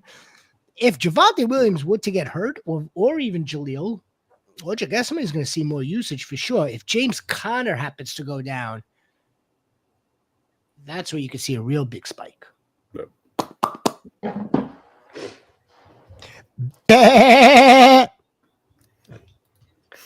What's up, Hussein? All right, Lex. Just realized I have to play McMillan on that team. Oh, that we picked Shepard. All right, so let's right here. So if we take Shepard out of this mix, who are we choosing? Because Lex is playing. He said because he's playing McMillan already. He must have both. You may not be playing McMillan though. I mean, I would probably rather play Shepard over McMillan. McMillan may be ruled out. The decision will be made for you. Yeah. I'm a McMillan guy. I don't think he's playing. No, I don't think he is either. Yeah. Okay, so in that case, I'm assuming he would need another wide receiver. Because if he has McMillan that he has to play already, and then was choosing someone else also. So, who would be your other choice other than Shepard in this group if you had to start one more? Should I put Peter Parker up or no? I might play Jonas Smith. Jonesy's shaking his head. Don't. Just don't. Save it for tomorrow when I'm not here. For Christ's sakes. Excuse my language.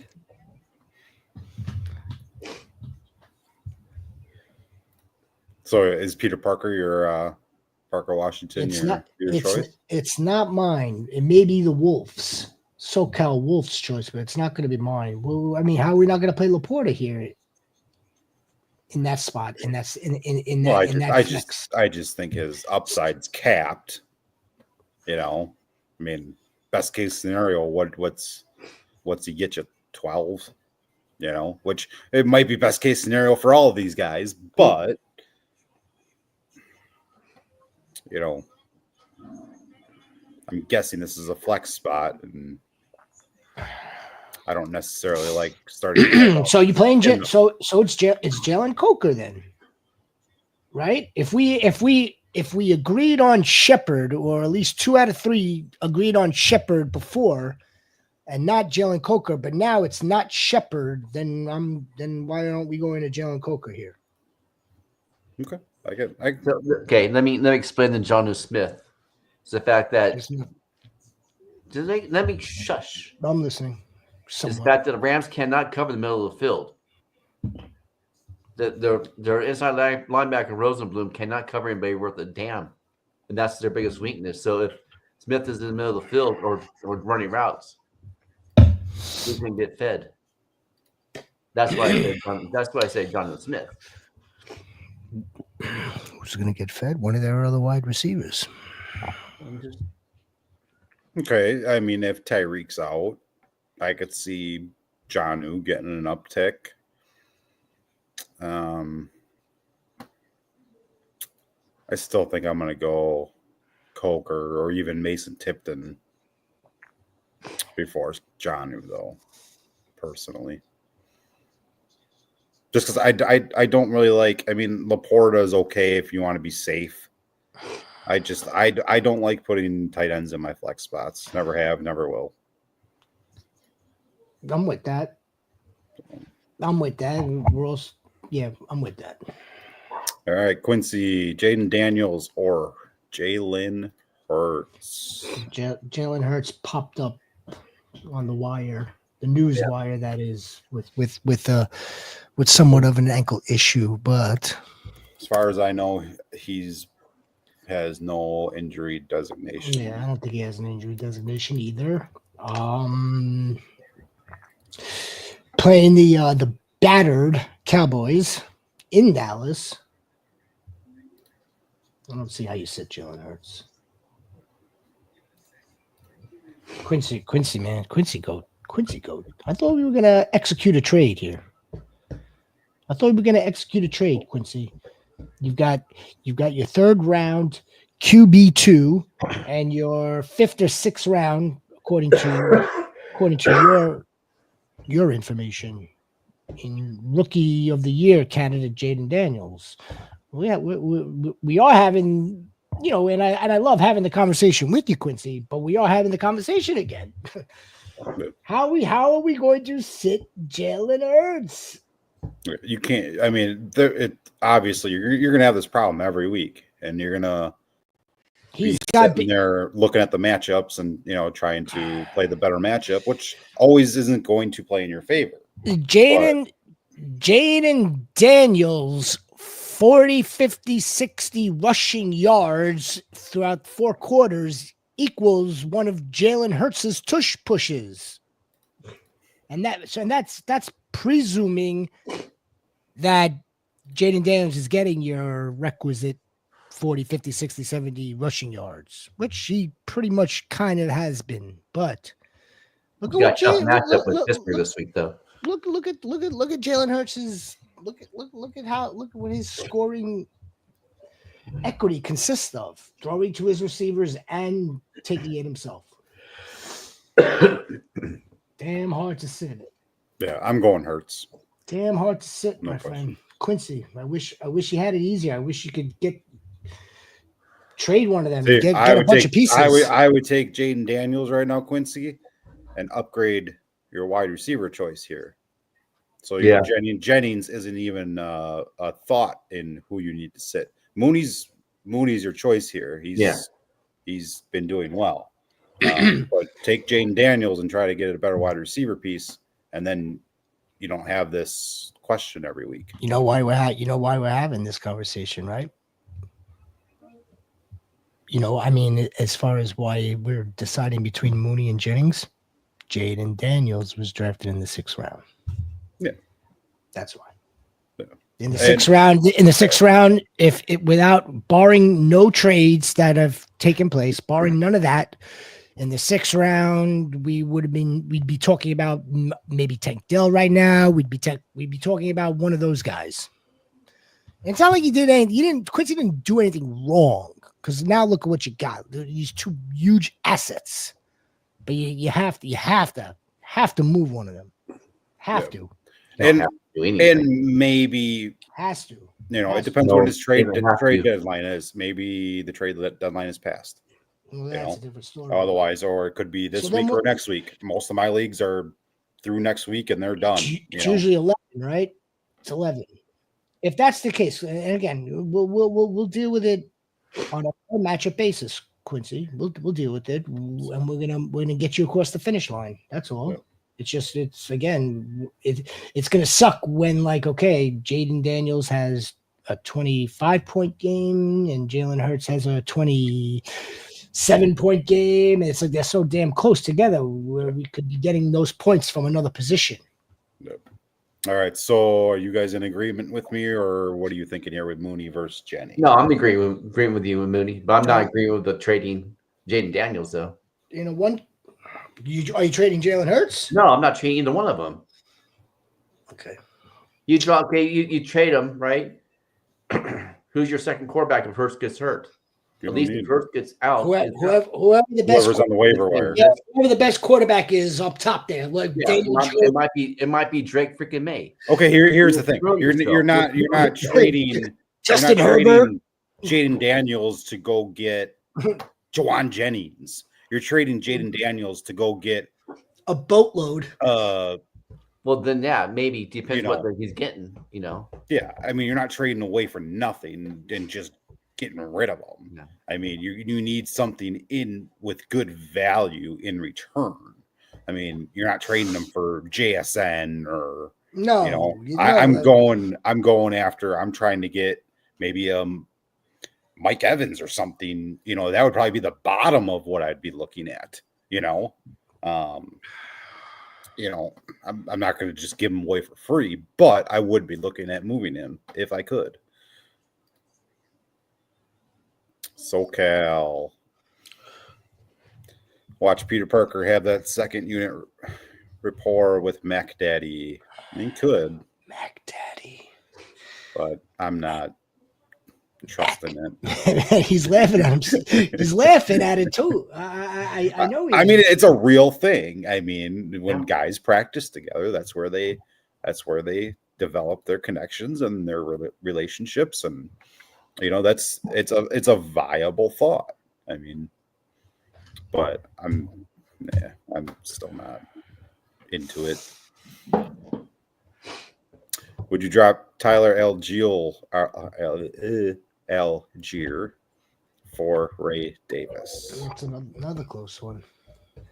Mm-hmm. See, Darnell Mooney and Tyler Algier. Quincy, from the Atlanta area? Georgia? Anywhere in Georgia? I mean, if you have Bijan or if you have Cook, that automatically decides who you have, Algier or Ray Davis. If you have neither, we added Ray Davis to the waiver wire this week, although again, it wasn't a knock your socks off type of waiver week, but Ray Davis is kind of he's kind of like creeping up there, sneaking up into the conversation of whether you could put someone like Ray Davis in a flex, just like we have that conversation that we could put should we put Tyler Algier in a flex in some situations under some circumstances? This is what I would suggest here. Take a look at your upcoming weeks, especially week 12, week 14. See what players are on a buy and see whether one of these guys, whether Tyler can help you or whether perhaps Ray Davis can help you. Yeah. That's what I would do. And I'm not without checking myself right now. I'm almost positive that the Falcons are off within the next week or two, but I'm not positive on the Bills. Might as well check. The Falcons are 12 and the Bills are they're 12 also. Oh, they're both 12. Yep. We're gonna have a great week. Yeah, we are. Week 12 we're gonna have a great Atlanta, week. Buffalo, Cincy, Jaguars, Saints, and Jets. All right, so I mean, would I drop Tyler for Ray Davis? I think it's a very lateral move right now. Yeah. To me, lateral. Algiers a step ahead of Ray Davis. I love Ray Davis. He was my bold prediction week 1 of that he would eventually get into that playing time. You're bold, man. But Algiers still that step ahead. You can flex Algier at the moment. Ray Davis, you can't comfortably do that. Last week he had a good game, but it was one reception for like 80 yards. That was most of his points, or 60 yards, whatever it was. So I would go Algier. unless you have James Cook, then I'm going Ray Davis. It's a pretty lateral move. All right, gentlemen, I'm gonna bounce now. I know. Enjoy the rest of your evening with your grandchildren and your and your Traeger and the dinner, and enjoy the Saturday night. We will see you back tomorrow for the Sunday reaction show. Yep, 7:30. All right, brothers. Late. All right. See ya. And then there was 2. Stroud or Knicks.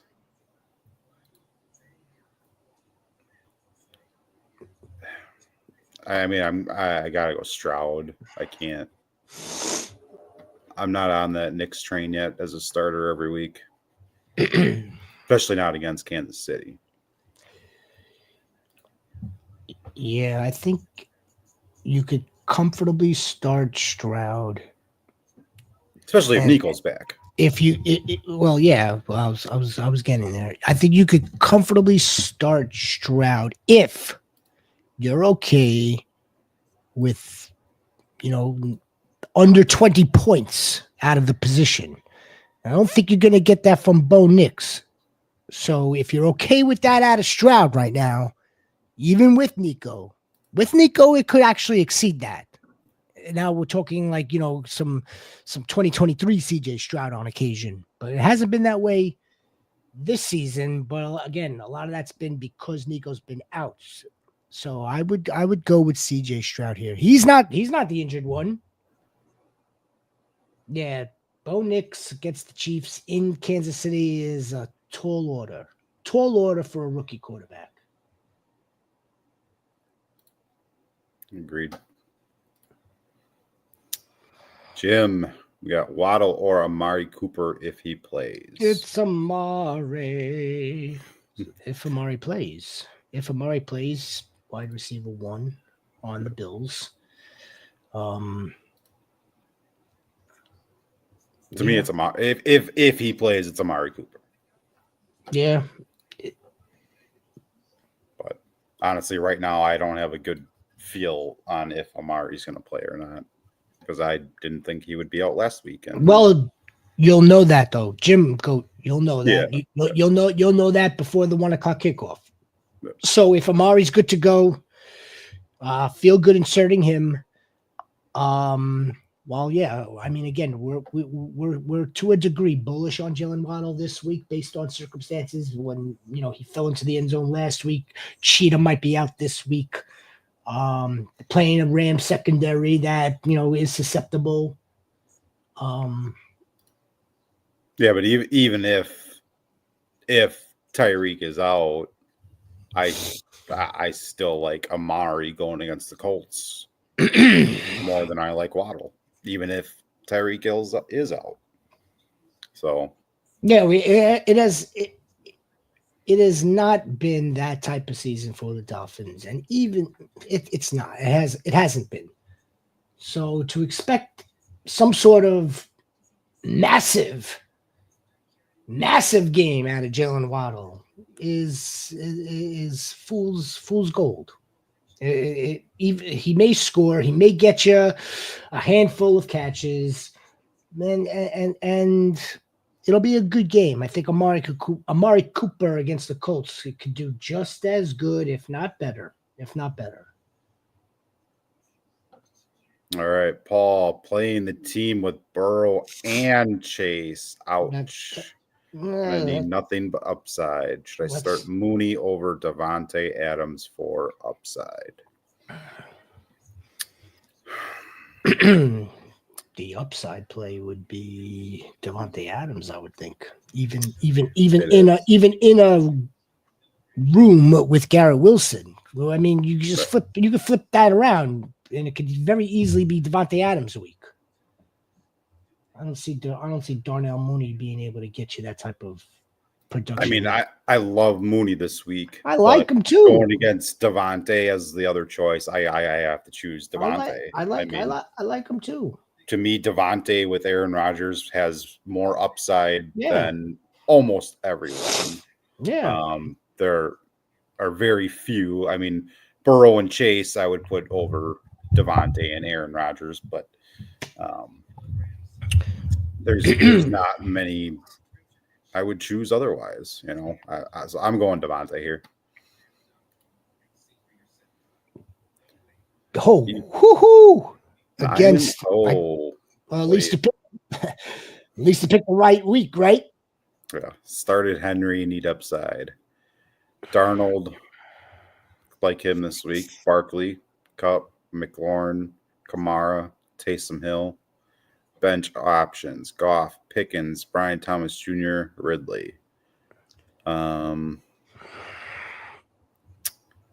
Who's the Henry side? B? Is it B? Started Henry. He played against Jamar Chase. Started Henry. So yeah, he started. Derrick Henry's on your side. Yes. Yeah. All right. So it's like this. So in other words, there was some sort of like offsetting of points that took place against Jamar Chase. That's what I want to try to get into this dome over here. Okay. Thoughts on my starting lineup: Sammy Darnold, Saquon, Cooper Kupp, Scary Terry, Alvin Kamara, Taysom, and Joker's on the bye. Bench options are Jared Goff, Pickens, Brian Thomas Jr., and Ridley. So, I mean, I think we're going to go with whatever the 9-0 team has been going with. Right? To me, the only thing I would think about changing possibly would be I don't like McLaurin's matchup. So, what, George? Curious George or Brian Thomas? Yeah. Yeah, so me, I would for upside, I think Pickens has a better chance of upside. I could see that. Than McLaurin. I'm not trusting Ridley. Brian Thomas Jr., I mean, he's got upside too. I'm all right with Curious George going into DC. And no Marshawn Lattimore yet. Yeah, and that's so the main like the Commanders are still they could still give up points here. You kind of like the way Russ has been looking for George. I could see that. Yeah, I'm okay with that.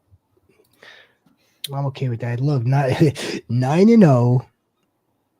Played against Chase. And look, it's the softest landing we're probably going to hear or have heard since Thursday night into yesterday and today. Softest landing. Practically anybody else that played Chase was wiped off for the week, pretty much. How about or Burrow for that matter? I had 70 points with Burrow, by the way. 70 points in one of these. Yep. cockamamie. What did I? Yeah, with quarterback scoring that for first downs and whatnot, or 40 plus bonus receptions. You had Yeah. 70 points. Well, in Scott Fishbowl, I got Chase. He scored 59. That's lousy. 59. The wide that's lousy for that.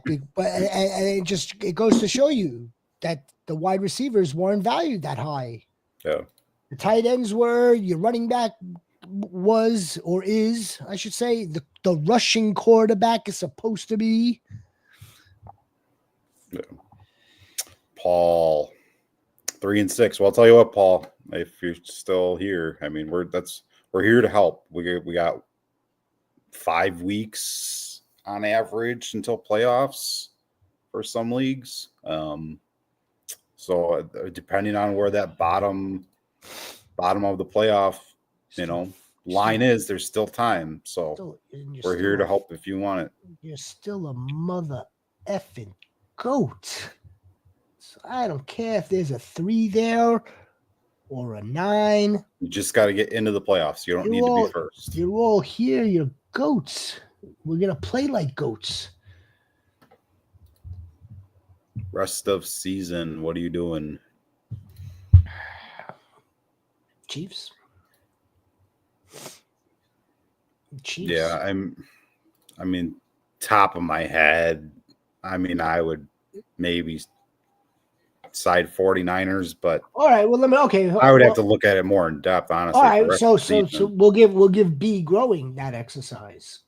So you're 9-0, you're playoff bound.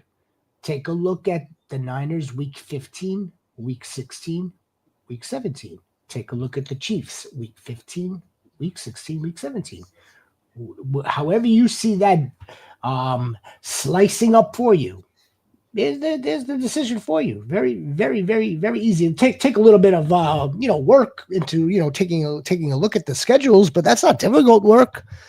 If you see the Niners are playing, do the Niners have the Jaguars week 15? You may want that matchup in Santa Clara. Sure, absolutely. If the Niners are playing the Ravens again week 15, you're not really going to want that matchup. So kind of look at it like that. Go from there. Quail, who would you drop? Nico on IR? Well, he shouldn't be on IR anymore because he's questionable now. Nico on IR. I picked up Mark Andrews, started him. Bowers on bench. Hopkins. Brian Thomas hung. Yeah, he's hung all right. Mason, Rashad White, Downs, JSN. So who do we drop? Okay, so because Nico's coming off of IR. Damn. To me, it's JSN. JSN or Rashad White?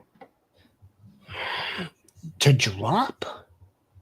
Out of these choices? To drop? Unless this hung is someone that we don't know who it's supposed to be. I mean, okay, you're not dropping Bowers. You're not dropping Hopkins. You're not dropping Brian Thomas Jr. Okay? Josh Downs, I wouldn't drop Josh Downs. So that leaves Mason, Rashad White, JSN. I'm not dropping Mason because you don't know what's going to happen with CMC. So that leaves a 3-headed monster backfield in, Tampa, or JSN, who, yeah, he had a good game, but guess what? DK Metcalf's going to be back. And then JSN's going back to what he was. And you're getting Nico back. So to me, I'm getting a wide receiver back. I'm never not playing Nico. I mean, Brian Thomas Jr., Hopkins. I'm never starting JSN over any of those guys.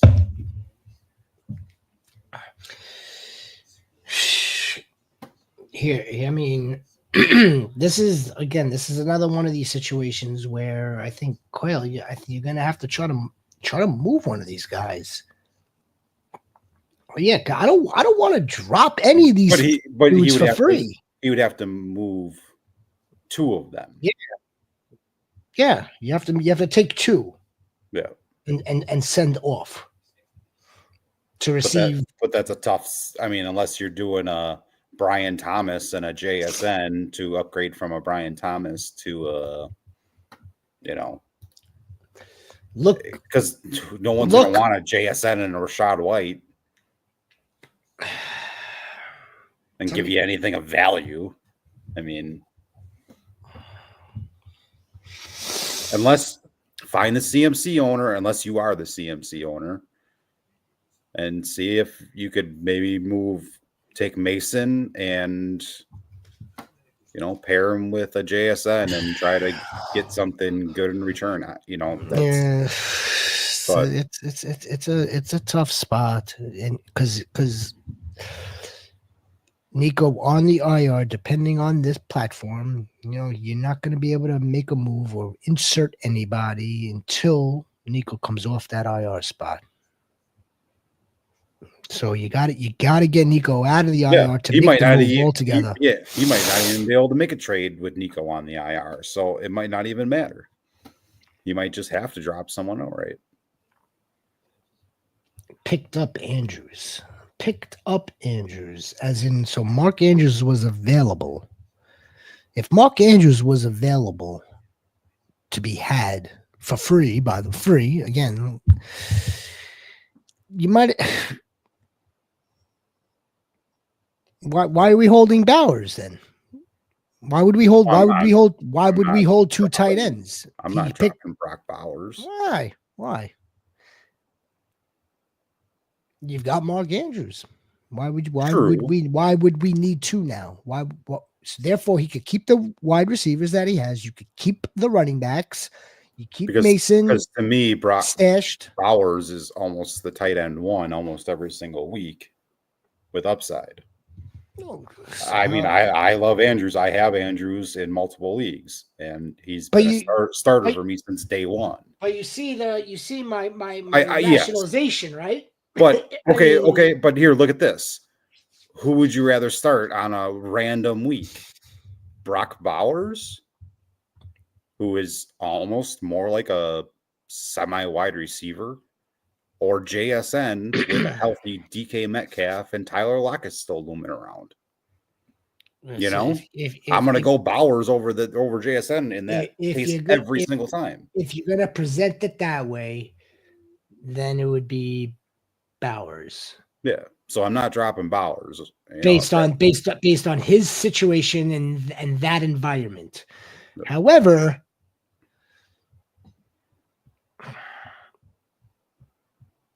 I mean, or you just get rid of Rashad White, and or drop Mason. I mean, I think also, again, I think the question from Quail Goat is also timely. Correct me if I'm mistaken. He must drop somebody because of the Nico IR situation that he has to come off. Yeah. Then there isn't like, okay, let me see if I can orchestrate a trade now within a few hours. He may not be able to. You won't be able to do a trade.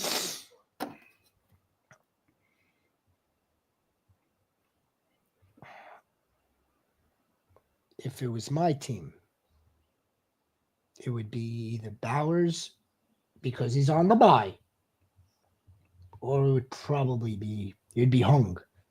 It wouldn't be Hung. It would be Mason. I would want to keep Downs. I would want to keep Rashad White. I would want to keep JSN. Although I traded JSN off of that game, but still, we're talking semantics in a different scenario. Yeah, I don't know what. Here, he's got some more info here. Pointhead, Mason, Jasecki. I had Lamar, picked up Andrews. I have Nico on IR. Drop. Okay, that's the same. Oh, he's got Hunt too. So maybe that's who Hung is actually Hunt. So that adds. I bet you Kareem is Hung. I'm still dropping JSN out of all these guys. I'm never playing JSN over. You're never playing JSN though over Nico Hopkins, Brian Thomas Jr. or Bowers on an average week. And I'm still playing Kareem Hunt over JSN every single week in a flex. I'm playing Josh Downs over JSN probably every single week in a flex. Yeah. So to me, JSN's the You heard him. You heard Right. the boss, Quail. You heard the boss. Go. Yeah. I mean, look. Regardless whether the advice comes from Jonesy or if it comes from your shepherd, the advice is going to be stellar advice, no matter what. And folks, if you are just joining us, please give us a like. Please subscribe to our brand new channel. We really appreciate all your love and support. We do. Thank you. The 49ers D or the Lions D? It's close. It's close. This isn't the rest of the season, though. This is for tomorrow. No, probably just this week, I would assume. Well, I mean, look, the Bucks, the Bucks keep continuously prove us wrong. Doesn't matter who they play. The Bucks could score. The Bucks could score points. Who the Lions playing again? The Texans. Houston. Yep. In Houston, right?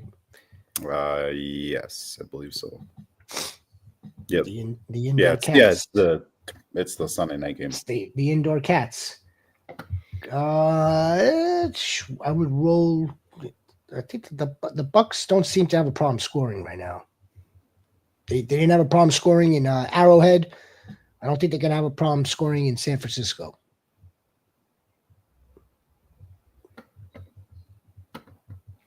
Yeah, I think I'm gonna go with Lions for this week. I mean, like me, I went out and I picked up the Giants in one league. I'm just carrying two defenses for once, but it's just a one-off week thing. But I mean, I don't love the Lions this week. I don't, but they're playing good too. They're playing out of their minds. They're playing out of their minds. The problem though is I could see that being a high scoring. Yes, and that's why I don't love it. But then again, I could game. see, like you were saying, the Buccaneers and 49ers going at it too. And that's, I would take a look at your waivers. I mean, the Giants may be out there. That's another team that could be out there. Let them roll with one of these two. I don't, who's home? Who's the home team right now? The Niners. Oh, they're both home teams. Or no, they're both playing away. The Niners are playing away? No. Yeah. What? Is this? Did they move the game? It's always been scheduled in Tampa. 12 What? p.m. Raymond James Stadium. Holy shit! Yeah, no, I'm not taking the traveling Niners. No. All right, then we're going the Lions. It'll be the traveling Lions to bite kneecaps in Houston. That's right. All right, Master Vader. Start between Waddle, Brian Thomas Jr. Plenty of Vader behind me. Plenty of Vader. Man, again, a lot of Waddle, a lot of Jalen Waddle. I'm gonna go with Jalen Waddle this week. While it won't be, it's certainly. I was gonna say it's not even gonna be close to that. It's gonna be a better performance than what we've seen in a while from Jalen Waddle. Again, this is a very good wide receiver. I know Brian Thomas is a very good wide receiver as well. Just the cherry on top would be if Tyreek Hill doesn't play. That's even that makes it even better. But even if Tyreek is on the field, defenses, I believe they've figured out that timing and that route system between him and Tua, where you don't see it. Yeah, look, even the games with Tua this season, Tyreek Hill is not doing that wonderful. He's not doing that hot. I think Jalen Waddle still is a very capable, competent, fast wide receiver. Again, that doesn't mean that Brian Thomas isn't. Then now let's add also the matchup. The Penguin, baby, Penguin. All right. right. John New, Jawan Johnson, Theo Johnson, or Jatavion Sanders. Lex plan is at the week 10 waiver wire show. The ads and the streamers. Lex plan, baby. So, I mean, like Jawan Johnson, wouldn't that be a laugh to everybody? Wouldn't that be the laugh? Everybody is putting in Taysom Hill tomorrow. Everybody except for me. This is the first time I've ever done this. I'm playing Taysom Hill. Well, I don't have them, so I don't have this problem. So just because of that, he's not going to do anything. But wouldn't that be the laugher? Jawan Johnson he's had some games with Carr where they have not been bad games. Now, this isn't for any flex or anything like that. This is for your tight end position. I think that Jawan Johnson is a sneaky ass call. It really is. They are missing targets. They are missing viable weapons. They really are. I don't care what you call Mason Tipton. You put Mason Tipton out there. You're gonna roll Alvin Kamara out there. You're gonna roll with Taysom Hill out there. They're missing bodies. They need the body. I like that. I like the call. I like the fact that Lex Goat has Jawan Johnson in this mix for a reason. Not a Johnu guy either. I'm actually gonna side with Johnu on this one. Not a Johnu guy. Okay. I'm not either. He is not a high choice for me. But in this group, to me, it comes down to Johnu or Jawan, and I just think that there's higher upside with Johnu because the last couple weeks, Jawan hasn't done anything. It's not like they're missing, it's not like they just lost all their players, just this last week. They've had issues all year, and Jawan Johnson hasn't really done much. I mean, he's produced some, but so I think Johnu's got the higher ceiling. So I'm gonna go Johnu. But I mean, I don't think any of these guys are doing anything crazy, so I mean, I get the logic. I get the thought process. The good news there is if you're skittish over Jawan Johnson and you slept through Jatavion Sanders in the morning, you'll be able to put in Johnu, and that's that. I mean, the options are available to you one way or another. You could see any of these guys possibly getting in the end zone, doing nice for you this week on a sneaky ad, or you could see all three being absolute duds. So those are the range of outcomes. Yeah. Right, Quincy? All right, Quincy. He has Kyron and Tracy, Khalil Herbert, Bigsby, Algier. Would you drop one of these players for Blake Corum? Yeah. I mean, I would. Easy ad. Easy addition by subtraction. Okay, but who are you going to drop here? I mean, obviously it comes down to Khalil Herbert, Bigsby, and Algier. Khalil Herbert. Easy. I don't know. If Quincy's looking to protect the asset in one Kyron, then it doesn't matter what happens to Chase Brown and Khalil Herbert. We've had this conversation before. Khalil Herbert is not there to overtake Chase Brown at this point. If Quincy wants to protect and handcuff the running back, it's much more valuable to add Corum. And who's the drop here? You are 100% adding Blake Corum. I would rather have Corum than either all three of these last over Herbert, Bigsby, and Algier. I would take Corum over all of them because you do have Kyron. Khalil Herbert. Khalil Herbert. Easy. All right, let's go with Herbert. Easy. Lad McConkey play for, I'm guessing, Tyreek Hill. I'm not going to assume Taysom Hill. I mean, yeah. So, like, here's the thing, right? Chargers are at the afternoon game. This is what's interesting here. We want all of the goats to have like nice rosters and plentiful options coming off the bench in case a player gets injured or in case a player doesn't go because he's like, in jail or whatever the reason is. And then, okay, so now I have a good bench. I'm going to start Lad McConkey. It's like, whoops. Well, Shepard, you told me to have a good bench. You told me to have like a solid options off the bench in case one of my starters goes down. How come we're not going to play Lad McConkey?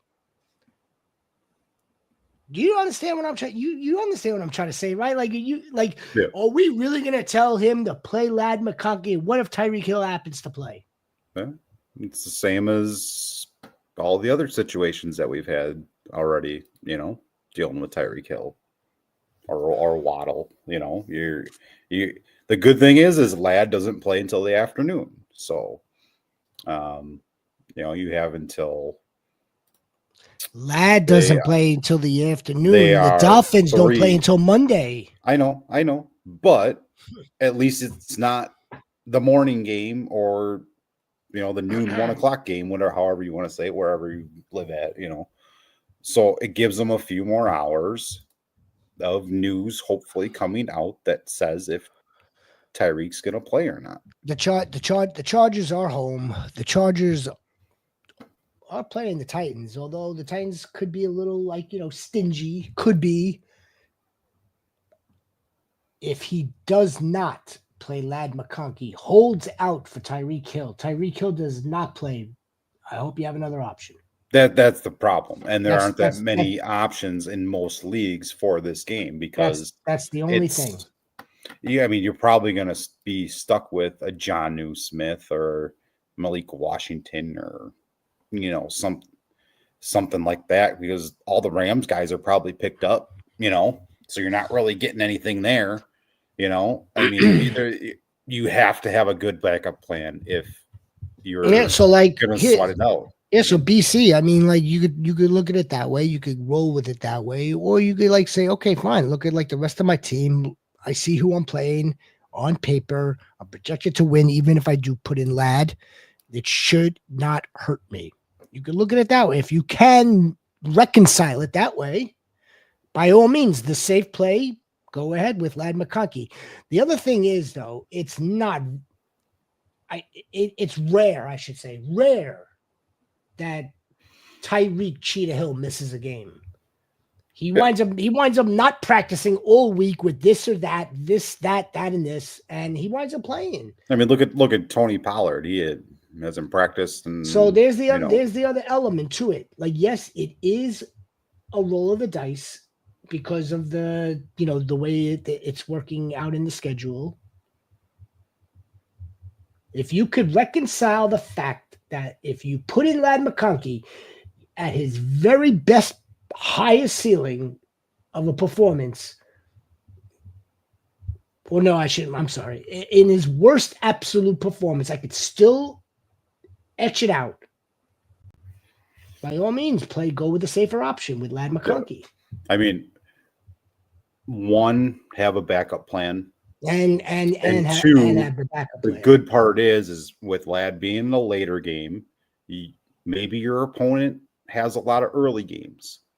Maybe you'll be able to gauge, do you need a safe bet or do you need a home run? And then from there you can decide, but have a backup plan 100% if you are going to do Hill. Quincy, team is Jaden Daniels, Hertz, Jefferson, Cup, Neighbors, Jennings, Tankdale, Wandale, Kraft, Jasecki, Pollard, Hunt, Tracy, Brooks, Bigsby, Bucky, Pacheco. Should I still trade one of my QBs or keep what I have?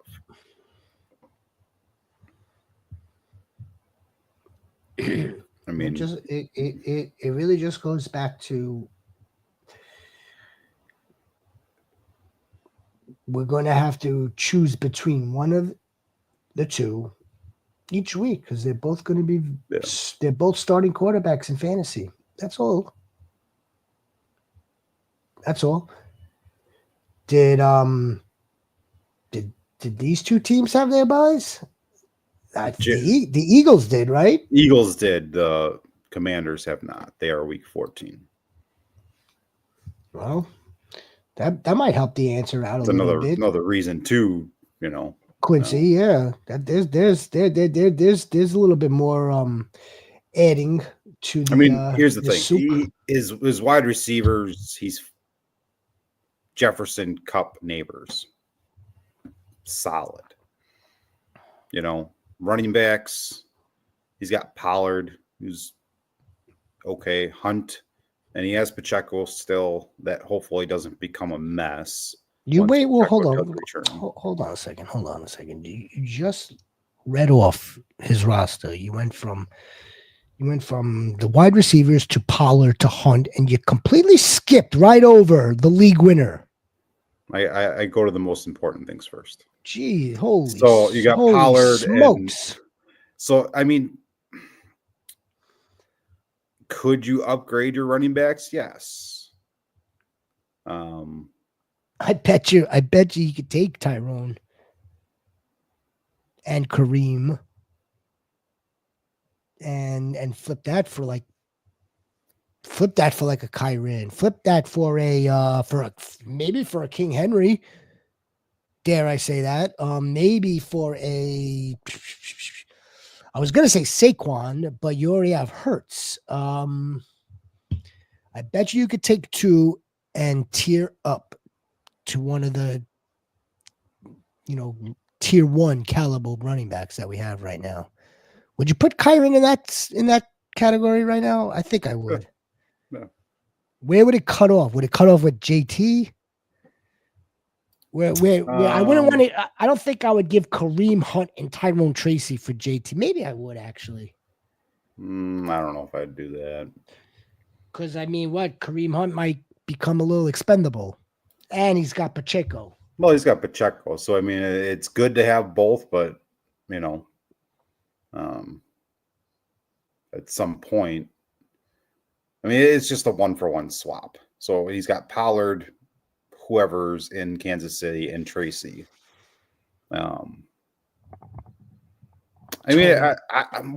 Honestly, Quincy, what I would do, I would just, if you have a message board or something in your league, or if you have a trade block, throw them both on the trade block, see if anyone bites, and then go from there.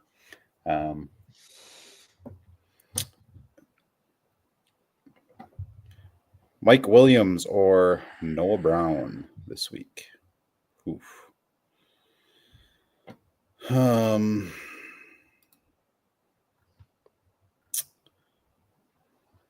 I'll let you weigh in on it.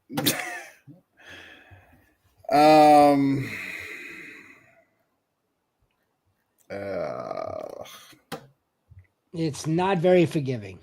No. It's I not. mean, Mike Williams, is this like your 4th wide receiver spot, or is this a double flex? It's got to be a 2 flexes. Deep Yeah. league. I see them both having a couple of catches, a few catches. Who's more likely to score at this point? Probably, maybe Mike Williams. Maybe. They're both not good options. I would flip a coin. I'm probably gonna go with Noah Brown. This is so 50-50. Flip a coin. Just because, Mike. I can't. he's just getting integrated into that offense. So, that's where I'm going to give Noah Brown the edge. Is just because he's already in the offense. He has a role. We don't know how much Mike Williams is going to be involved this week. Mike, that was this week, wasn't it? Yeah. Yeah. I would want to say Mike Williams, but just because it's going to take a couple weeks to get him up and running, like we've seen with all the trades, That's fair. For the most part. So I would roll Noah Brown this week.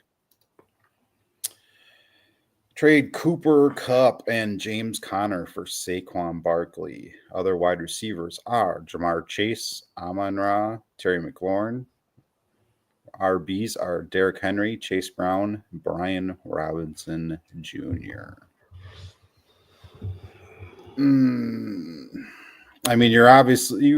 upgrading obviously from Conner to Barkley. I'd go for the throat here. And you got Jamar Chase. I'd absolutely go for you have Amon-Ra and you have Terry McLaurin, all three good guys. This is a huge frizzy goat move. Absolutely go for the throat. Yeah, I would personally, I'd rather see Cooper Kupp and Brian Robinson probably over James Conner. But if you're, look, I've got Jamar Chase and I've got Amon-Ra St. Brown. If that wasn't enough of a problem, I got to deal with Saquon also. Yeah. Derrick Henry and come on! I would go for the throat. If I would send that, and if he accepted it, I would just run for the hills.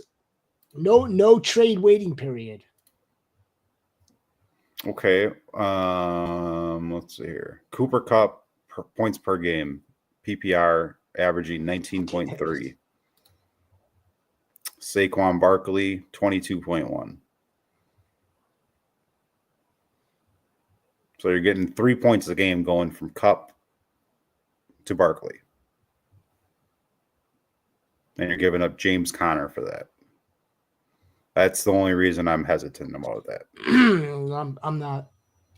Plus, why don't we just let's go to let's go back to James Conner. James Conner, he's due for the injury, according to both of us. Yeah. And any game now, any play, James Conner's going down. Cooper Kupp is a risk also. I will agree with that. And that's kind of what you're doing. You're almost trading away guys that could be injury risk, but you still have Brian Robinson Jr. That's an injury. He's been hurt lately too. He's hurt. Period. So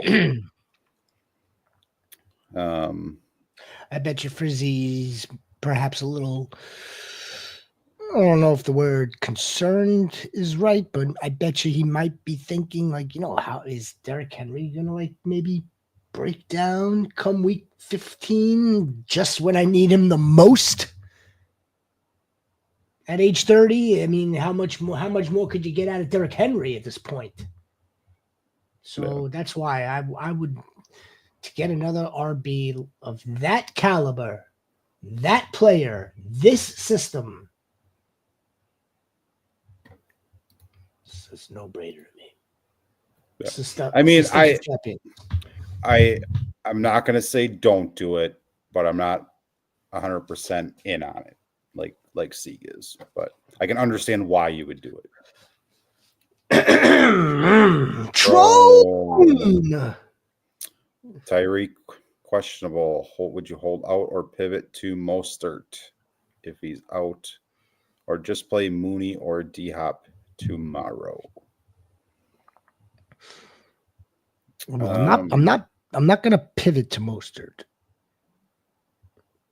There was a Mostert question earlier before I got on, and I was like, I'm not playing fucking Mostert any week. I'm just not. Mostert's career is coming to an end. No, Mostert is not a great option, but I No. don't think the other options in that question were great either. Yeah, I don't remember the. I I don't remember the other options. I But remember saying Mostert, but if I'm saying Mostert, that means the other options aren't. The only reason why I'm stuck on Mostert is because I remember the discourse that took place in the preseason, the off season for him. Nevertheless, Tron, never the freaking less for the GOAT force. Diop's just not the right matchup this week. I know it. I know what we saw this past Monday was beautiful. It was great. It looked like vintage DeAndre Hopkins. Looked like vintage DeAndre Hopkins even before he went to Arizona. I wonder how many of our GOATs remember him on Houston. Nevertheless, again, Mooney's a good matchup this week. Moody's pretty. Moody's decent. He really is. He's a starter actually.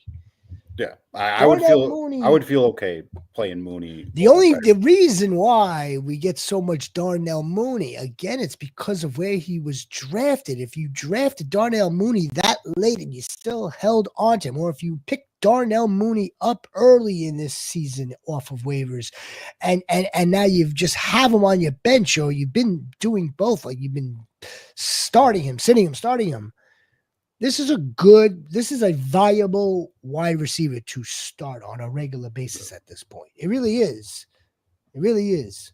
If you drafted Darnell Mooney late, that's why we're getting so many Darnell Mooney questions, because whoever the hell you drafted rounds earlier is not panning out. Yeah. So yeah, I mean, I would play Mooney, and I mean, I don't know if you have anyone that's in a later game or something, if just in case Tyreek would play, you could still sneak him in there somehow. But I mean, I think Mooney's got enough upside tomorrow to where I see the Broncos. I just see the Broncos playing the Chiefs tough. Yeah. I do. I see that game being tough. The Monday night game, the NFC South upstart, if you could call them an upstart Bucks going into the Super Bowl, AFC West champs. You know, those teams aren't that familiar with one another. These two teams tomorrow are familiar with one another. Now add in Patrick Surtain Jr. and the rest of the Broncos defense. I don't expect DeAndre Hopkins to have that type of game. I don't either.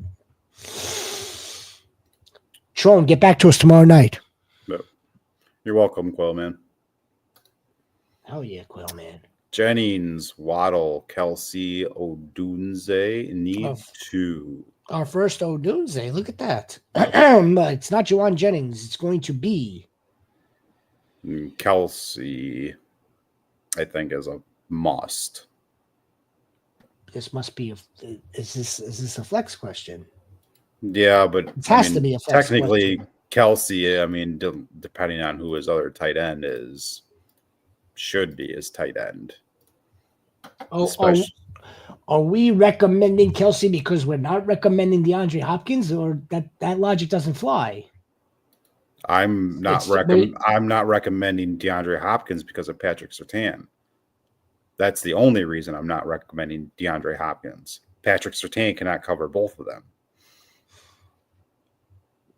But there's also 10 other players. I'm not worried about the 10 other players. Yeah. I'm only worried about Patrick Surtain. That's the only guy in that defense I worry about. is who he covers. I don't care about everyone else. Hold on a second. So the Denver Broncos.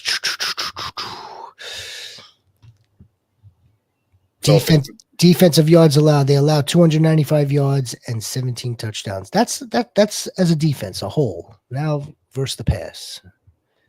Denver Broncos against the ranked 6. Passing yards allowed per game, 186 yards and 11 touchdowns. I mean, like, look, you got to give some credit to some of the other guys, don't you? No. No? The numbers don't suggest that. The numbers are telling you, yeah, as 11 of them, I'm telling you, the only one that scares me on that 11 defense of them, is Patrick. 11 of them account for holding opponents to 186 yards. That's what it's telling me here.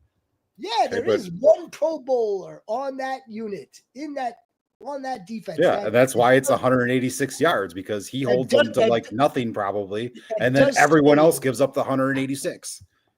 Who are you going with here? Pick two for I am going with Kelsey and Waddle. Sold.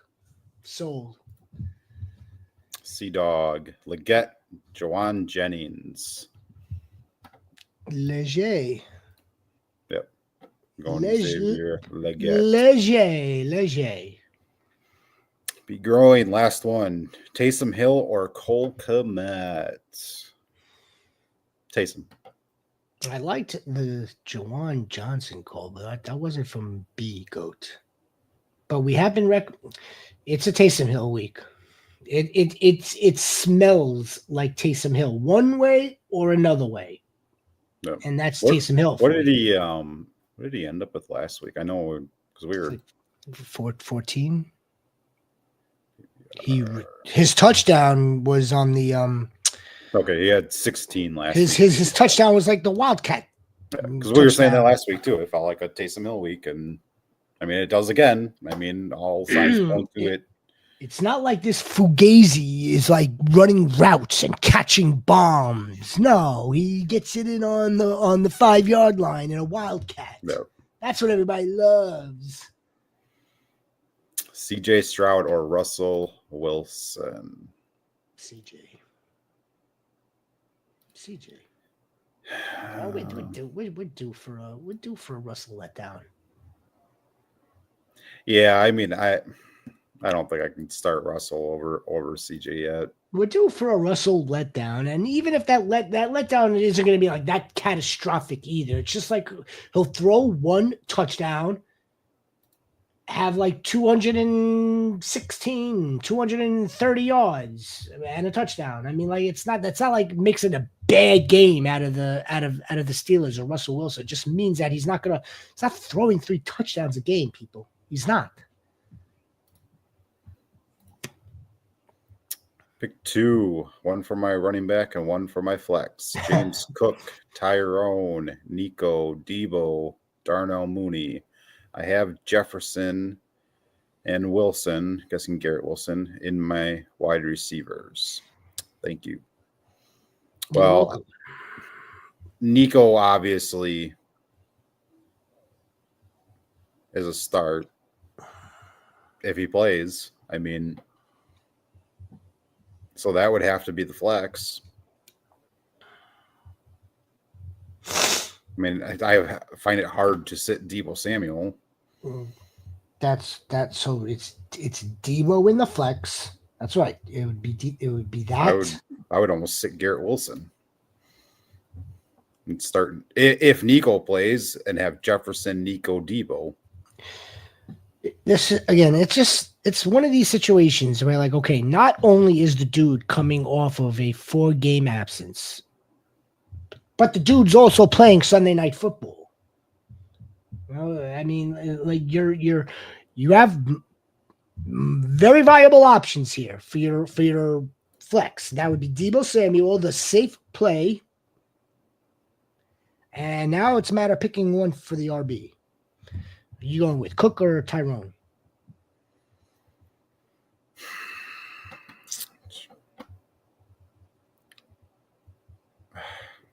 I've been struggling with this one all night. Tyrone, no? Tyrone volume? Tyrone Germany? I bet you Munich has treated Tyrone real well. Probably. I bet you. We'll go with Tyrone. You ever been to Germany? Nope. I've never been out of the country. No, all right. So it's a completely different conversation then. Nope.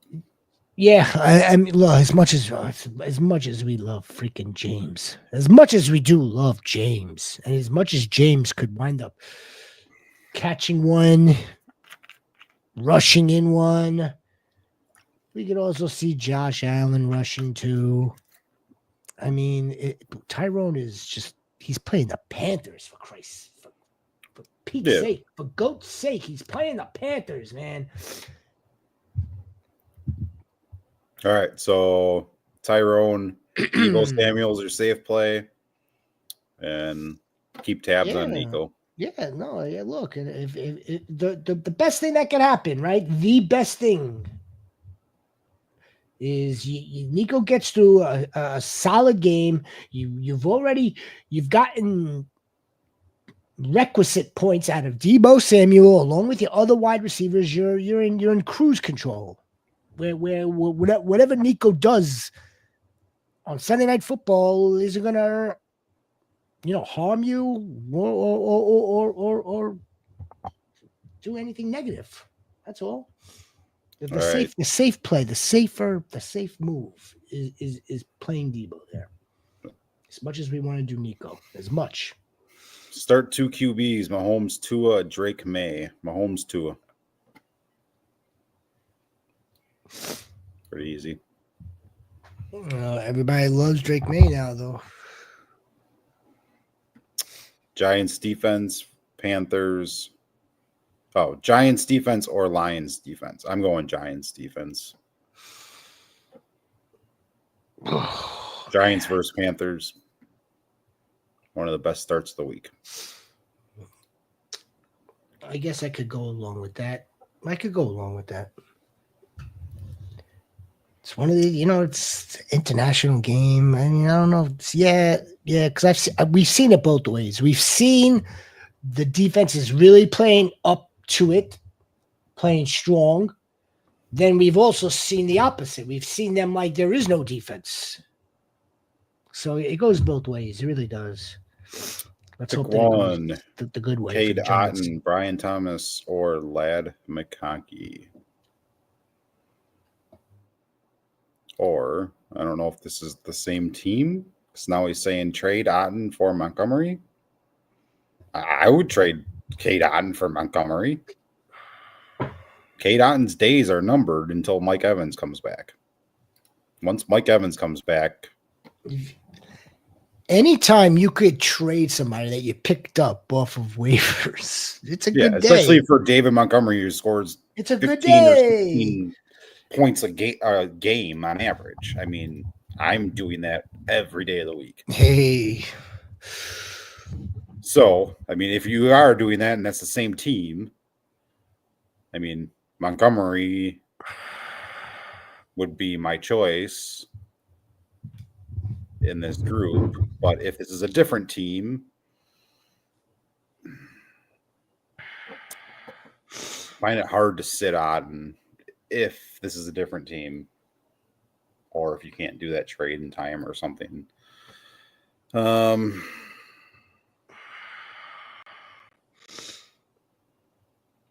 Wah. Same nonsense. No, nothing new in terms of the injuries. I figured to give the phone a look now. Sometimes you're getting some of these posts that come in from Schefter or Rappaport at this hour.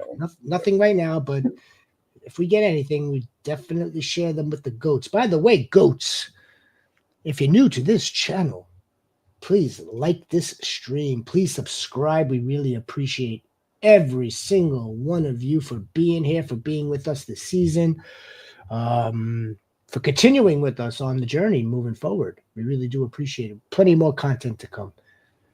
Pick one. I don't know. Same one. Yeah. Were you waiting for me to weigh in? Yeah. Assuming this is not a premium, I like Cade Otton for some reason. Yeah, that's kind of where I don't like it, but that's where I know, and it should. I'd like to note. I want to note that I am completely, totally anti-establishment prisoner of the moment. So, like, while everybody's fawning over Mike Gesicki, what did Mike Gesicki do the other night? Well, everybody's they're still fawning over Kadon now that Godwin's down, now that Mike Evans has been down. You know, typically I would be against Kadon, but for some reason, like, Kadon is.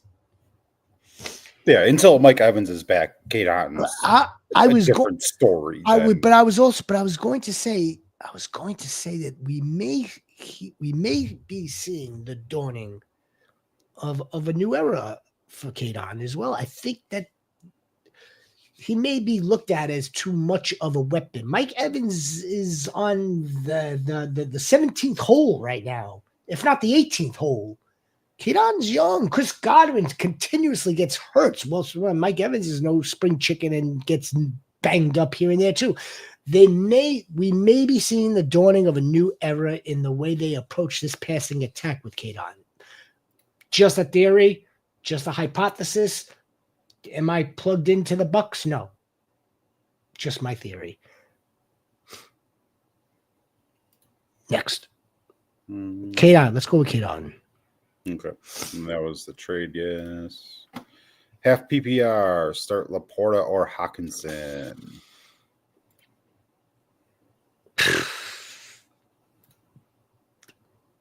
Lions in Houston and Minnesota and Jacksonville. I'm going to go Hawkinson with this one. We didn't see much out of Hawkinson last week in his first week. In his first week back, we've definitely seen enough of Sam Laporta and the Lions this season. We've seen Sam Laporta with Jameson Williamson this season.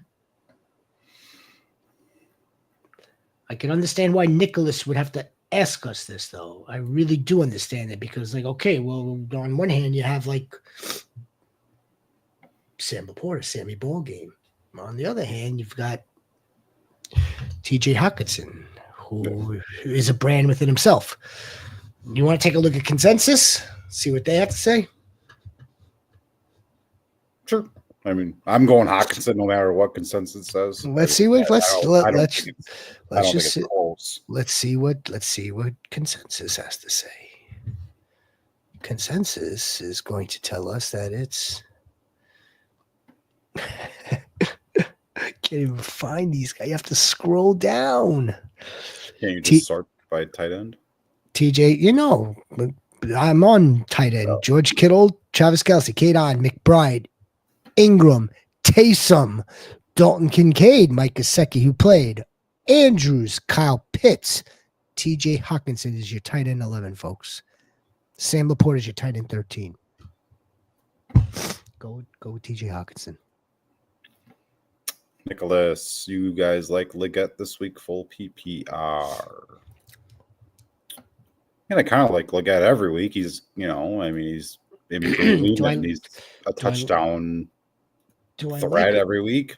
Do I like him better than who, Nicholas? But that's the question: is who? That's always the question with any players. Who do we like them versus? No. Right. We like Leger. I call him Leger.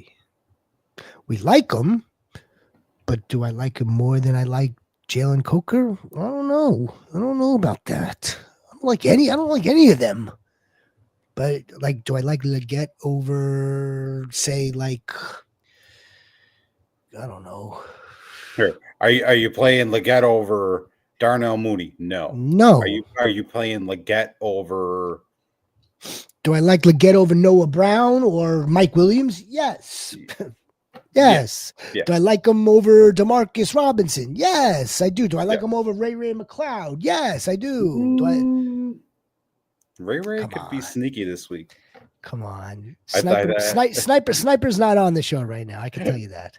It doesn't matter. Ray could be sneaky this week. I wouldn't trust him, but Xavier Leggett or Xavier Worthy?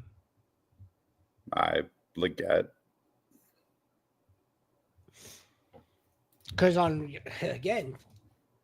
need to look what Worthy's done lately. Because anytime Worthy comes up and I say anything about Worthy, I always get eyes rolled at me like I'm crazy for not being in on Xavier Worthy. You don't get them from me. Do I give them to you? I don't know. You just kind of gave me that look and hesitation after I said that for a guy that, okay. But again, it's not it's very, very dependent. It depends on, is it Xavier Worthy over him? Is it Xavier Leggett or Xavier Worthy? What is Xavier Worthy? Who are they playing? Who's Xavier Worthy playing this week? Who is Xavier Leggett playing this week? All that matters. Yes, we attempt to take all of this into account. Yes. All right, moving on. Mooney or Downs, PPR. I'm Team Downs here. They're both coming in at wide receiver 2 this week. What does it for me is the fact that A, Michael Pittman will not play. B, Drake London is playing. But again, that does not mean that Darnell Mooney is just going to fall through a hole either. Right? I think Darnell Mooney could have a good game. I think they both have good matchups. But I think I think Josh Downs is more likely to be the recipient of a Flacco touchdown than Darnell Mooney is to be the recipient of a lone Kirk Cousins touchdown. That's what I think. That's the way I'm going to rationalize it.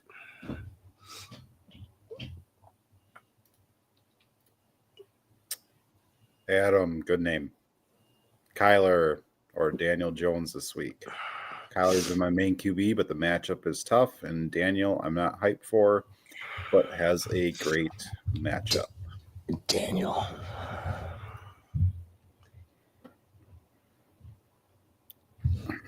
I mean, I get why people are in on Daniel Jones a little bit this week with the matchup, but I'm still not playing Daniel Jones over Kyler. What do you think?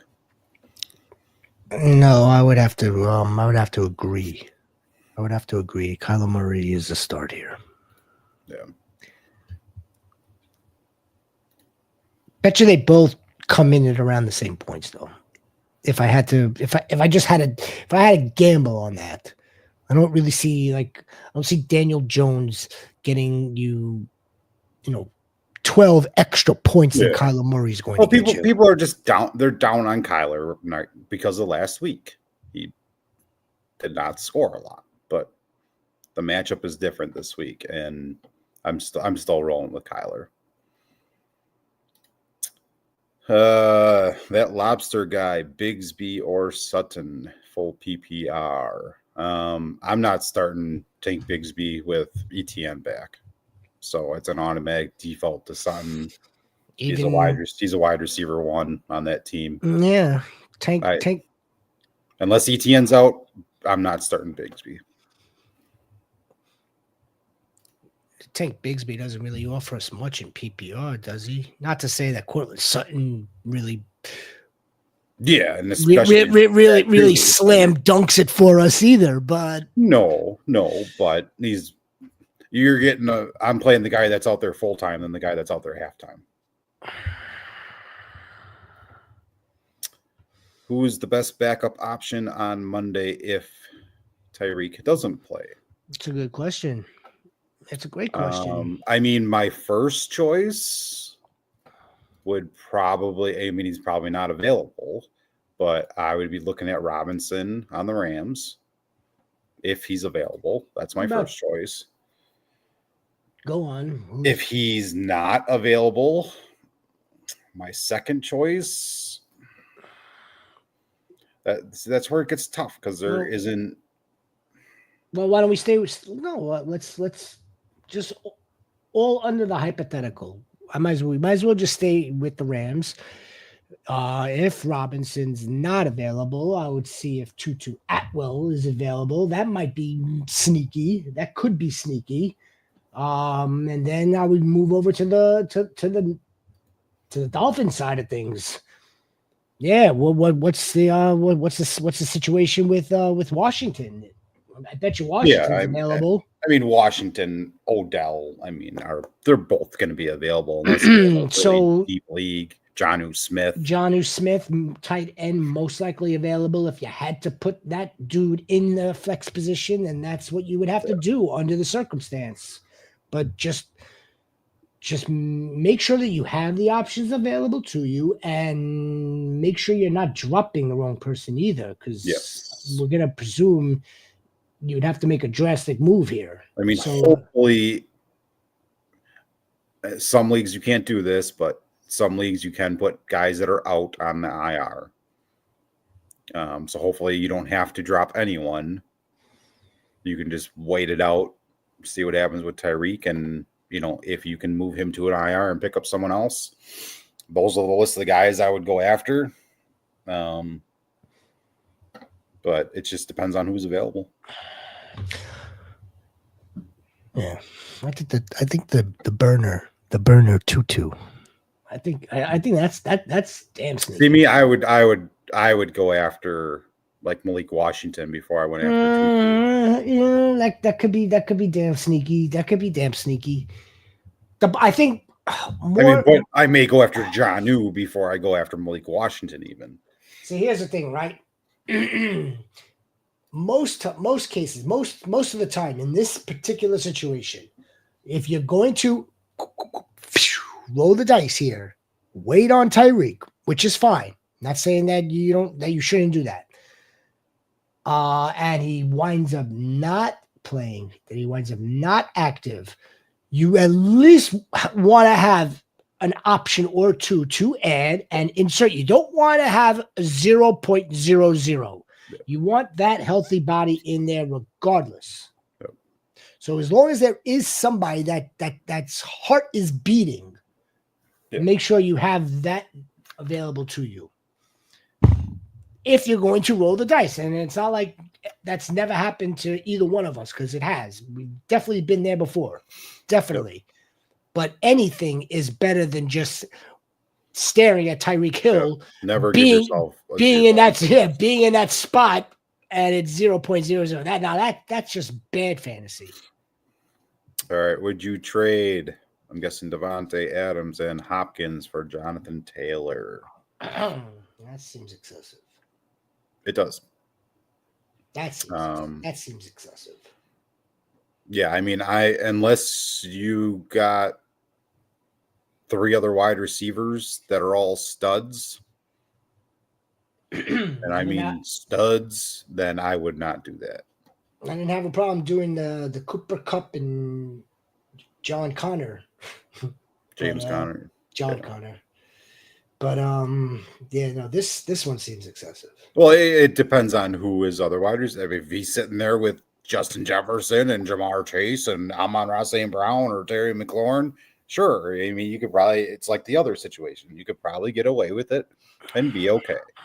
But we don't know that information. So I'm not telling you to trade those 2 guys for JT. Flex PPR, Rashad White or wait for Waddle Monday Night Football. What's up? Mostert as a backup plan if needed. What's up, Jelly Goat? Hope you're doing well. Hope everyone's doing well. If you're new to the channel, please give this stream a like. Really shows us, or it does show us, I should say, that we're delivering for you goats in the best way possible that we possibly can. Also, if you're new to the channel, please subscribe. We really appreciate that. Helps us to I don't know, what does it help us do, Jonesy? Just helps us. It just helps us get through it. keep going. We're on hour 3. Let's just keep going, get some more likes and answer some more questions, and we're good to go. Hour 3 is where I need my glasses. Yeah. All right. I'm going Waddle here. It's not even helping, by the way. I wonder if it's something with our program or the stream itself. Like, it's still blurry. That's impossible. It can't be my glasses. Well, then let's try. Where's that at? And we apologize, folks, but yeah, like we need to be able to read your questions. Old man over here with old man. Does that help you? It's definitely Or a little does that better. help you? It's a little better, but I don't like. Yeah, let's go back. Let's go back. I rather it be blurry. All right. What are you doing here? I'm going Waddle. Rashad White, Waddle.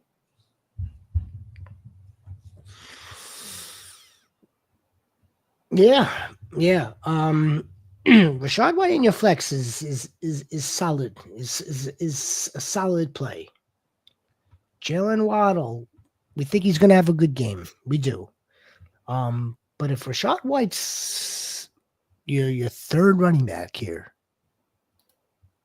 that's a good team. That's solid. Keep Waddle on the bench. Let's see how he does tomorrow, Monday. Let's go with Rashad White. We know what his usage is. We know how he's used in the Bucs offense. I'm going Waddle on this one, but so we'll disagree. I'm going with Rashad. Same team. Not sure I can get the trade done before the game. Oh, because he was the Otten for Montgomery. Starting Jordan Mason this week. That's tough. Yeah. It's tough. This is a good lesson. Yeah, then I would definitely do that trade if that's. It's a good lesson though. It really is. And you know what? Let's not give Jordan Mason a funeral yet. Let's just not, because a few things could happen here. The worst could happen to CMC in his return, and Jordan Mason just picks up where he left off in week 8. So that would be like the best case scenario for Jordan Mason. Another scenario for Jordan Mason is that Shanahan continuously gives him a good enough of an amount of snaps, touches in the game with CMC, because they just don't want to rush CMC's workload right back to where it was pre-injury. So I mean, let's not write Jordan Mason off just yet. Let's project a little bit of optimism here under this circumstance. Is it great? No, it's not. Were we saying weeks now, for weeks, folks, goats? Let's try to move Jordan Mason. Let's just give him to the CMC owner. It'll be a lot easier. I know it's easier said than done. I get it, my friend. I do. But that's why I say it's a good lesson. All right. Drop Kyler, who was terrible last week. Plays Jets, then bye. Starter is Daniels. Already tried trading him. No takers. Daniels by week 14. I'm not dropping Kyler. The Jets. At least until after Daniels has his bye. The Jets defense isn't as good as it was last year. No, it's not. No, hang on to Kyler for now. With Amari Cooper looking iffy, who should I flex? Rashad White, Jordan Addison, Jalen Warren. I think Amari Cooper's playing, but yeah, I guess you could consider this iffy. It is. It's iffy until we get confirmation. So who should I flex if he's out in the PPR? Rashad White, the pass catching running back. Jordan Addison, the going against the Jaguars guy. I'm not feeling that. Jalen Warren, however, now this might be a little sneaky also. Jalen Warren has seen his usage go up. Yeah, but Cordell Patterson's back too. Oh my God, folks! I want to thank everybody for coming in this evening. Hey, and I don't. Cordell Patterson. I'm not saying it's going to do anything, but I wouldn't be trusting Jalen Warren either. To me, it's Jordan Addison. All right, then we'll against the Jaguars. If I had to go with one out of these three, it's going to be Rashad White. Again, I'm going to go back to Rashad White. Oh, wait a minute. If with Amari Cooper looking iffy, if Amari Cooper plays, I'm playing Amari Cooper. If Amari Cooper is out, I'm playing Rashad White. That's my That's what I'm locking in. All I right. want to thank you all. I appreciate that, B. Yeah, appreciate it. Appreciate that. I mean, we do this because we love this game and we love talking football, and I mean, we like talking to everyone. I mean, that's the funnest part about it. You know, we're not here to. We don't sit here for 3 hours because it's not fun. You know, like we love doing this. So most of us that work these shows here, I think we also not all of that love the game, love helping. We also got tired of doing this. so we can't see it. Texting it on the phone. Yeah. Well, we'd rather be expressive and share it with you. So you can see our LOLs. You can actually see our smiles. Yep. But no. All kidding aside, everything that he said from the bottom of my heart as well. Appreciate you, B Goat. I mean, look at it this way. I've been up for almost 24 hours. I've been up since midnight. So, you know, I'm going on almost 24 hours being awake here, but I don't mind because I like doing this. The shepherd doesn't sleep. This is fun. I know. Well, you sleep like in the morning, though. I sleep in the morning. All right, Cam. Welcome back. Appreciate it. What RB can I get for Amari Cooper and Rachaad White or Tyrone Tracy? Like to upgrade my running back room. My RB1 is J.K. Dobbins. I have Pacheco on IR. I mean,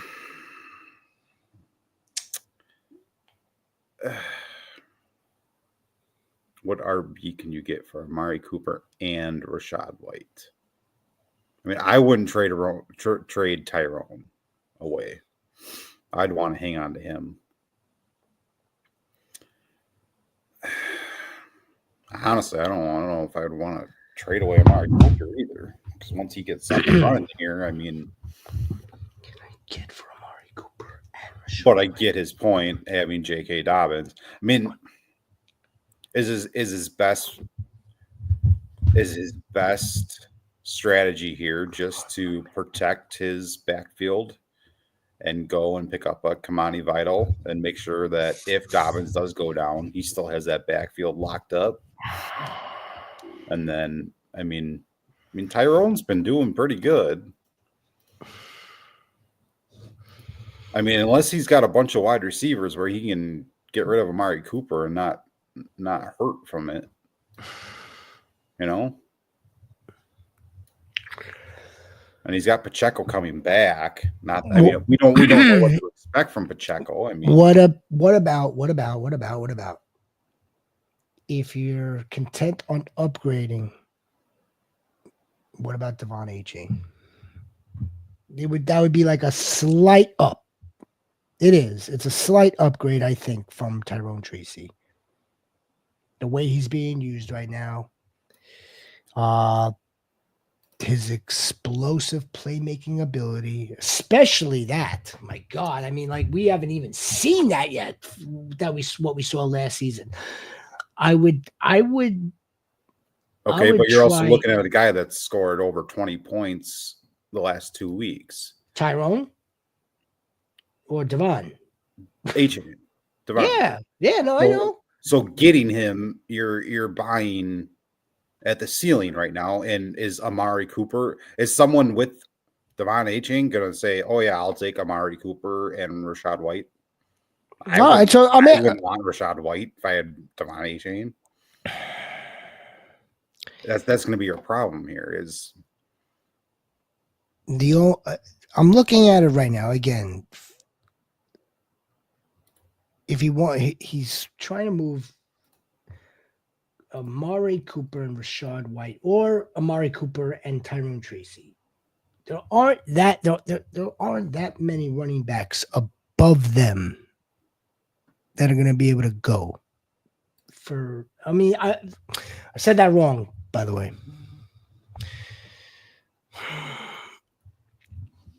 Can I get Amari Cooper and Rachaad White or Tyrone Tracy? I'd like to upgrade my running back room. Bad. My RB is J.K. Dobbins. Yeah, I'm going to go back to that. If anything, I would try to move the first two, Amari Cooper and Rachaad White. I would want to get somebody like Devon A-Chain or maybe even somebody like Kyron Williams. After that, I don't think the owners of those guys would give them up for that. I wouldn't. that's why I said try. Yeah. Try, yeah. It may take. I wouldn't want to give both. The problem is you're trying to buy a running back that's. I wouldn't want to give. If it was me, right? I wouldn't want to give Rachaad White and Tyrone Tracy. I wouldn't want to give both running backs just to get a better RB. I wouldn't want to do that. So, right, there isn't going to be that many dudes that are in this Rachaad White, Tyrone Tracy kind of like corridor of play. Like Tyrone Tracy's here at RB2. Rachaad White is at the bottom of this at RB2.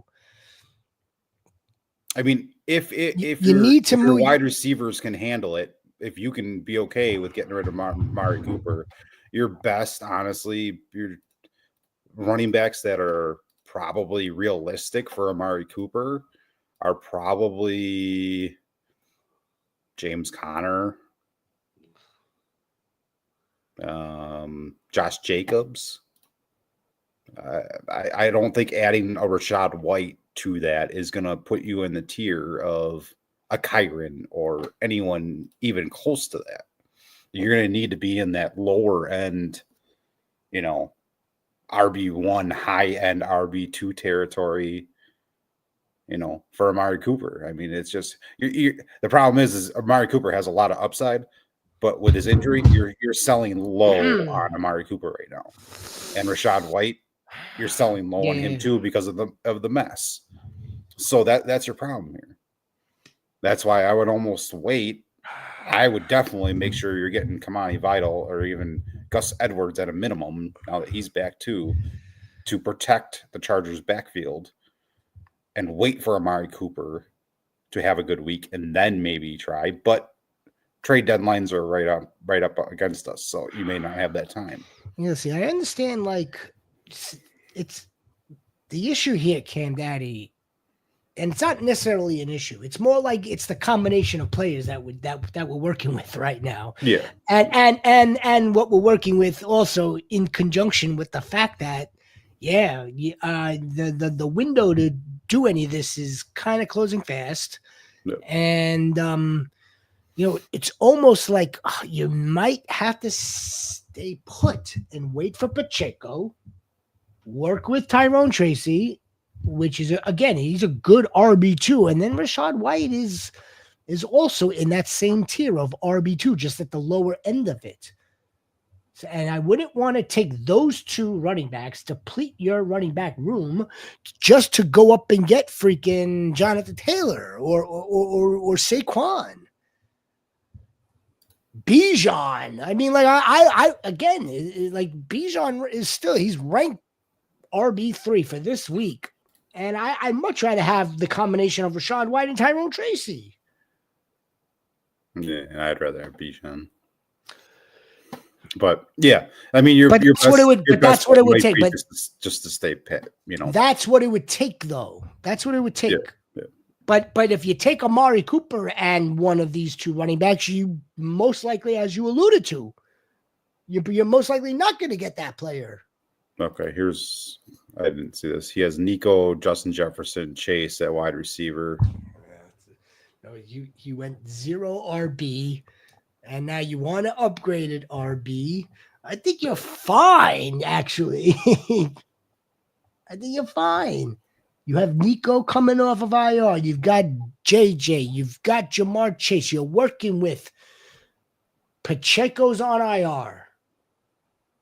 Tyrone Tracy is a league winner. I think people just don't people that have Tyrone Tracy, it's like, 5th round draft pick. Tyrone Tracy is not necessarily this burgeoning superstar running back yet. This dude is going to be that though, or he's going to be drafted like that next season. Yeah. He's a league winner right now. Here's your best. All it's going to take bet is to find the team that is heavy on running back and needs a wide receiver. And that's what you should be doing with every trade, is finding the team that is heavy on the position you want and needs what you're giving away. And then you choose from their player pool, because that gives you a little bit of an edge where you can, you're giving them what they want, and if they have excess, they're more willing to sell a little bit lower on them than someone that, only has 2 good running backs or something, So Cam Daddy, baby. When bakes a lot. Went strong at the wide receiver position. I love it. Mason or Mostert half PPR? Jordan Mason in this situation. in this situation, it's still going to be Jordan Mason. Yeah, it's almost the same player at this point. Almost. They're going to get like 10 carries a game now. Knock on wood. That's barring any setbacks for CMC. It's the same place. Raheem Mostert's not getting any more than that. I'm gonna go with Mostert in this just because. Now you're gonna get the eyes rolled. How do I? Yeah, I was about to say, how do I roll my eyes and still look at you at the same time? I see like Mason and Mostert are similar plays now. Only one's 24 and the other one is 34. I don't care. One has a possible wide receiver 1 not playing with them in the next game, and one has a healthy wide receiver 1 and a healthy tight end 1 and the RB1 playing with him. So I'm gonna go. I'm not saying this is like crazy, like, oh my God, Mostert's gonna put up 20 points. You'll be lucky if he probably gets 6, but I'm playing him because the chance for opportunity for fighting against other players for workload is the path for Mostert is better for getting more opportunities. Let's not act surprised either. And I don't think you'll be surprised. I don't think you'll be surprised, but we as in all of us shouldn't act surprised if we wind up seeing a 50-50 tomorrow. No, I would not be surprised if week 1 that CMC had a snap, was on a snap count. I would not be surprised at all. But it's also the Buccaneers who you can throw all over.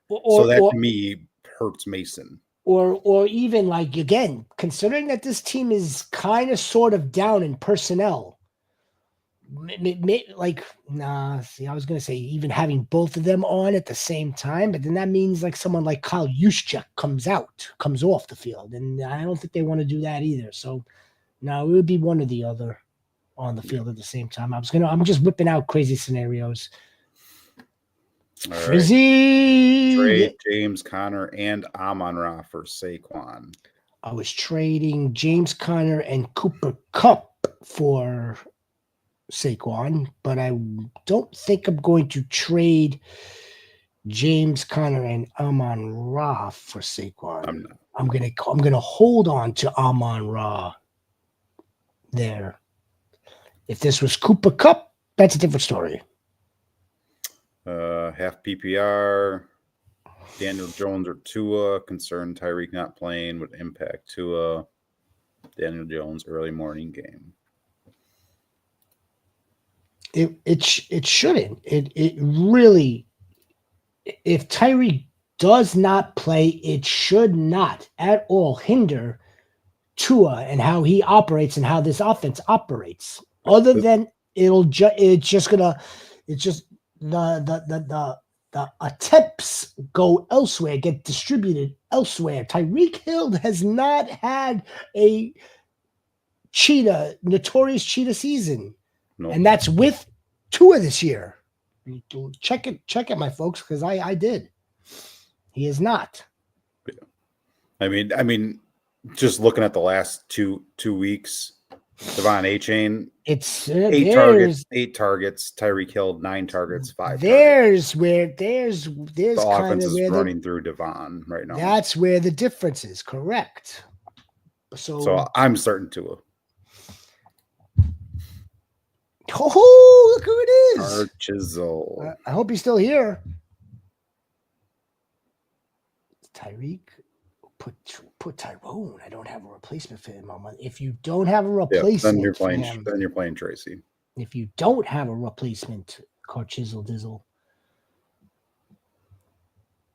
But I kind of find that hard to believe. It's not that he doesn't have a replacement; he doesn't have a player to drop.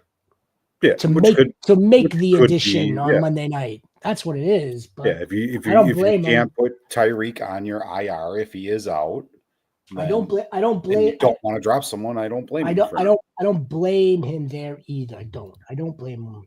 Let's take the last couple, Jones and Goat, and then we'll wrap up. James Conner or Chuba Hubbard. James Conner, 100%.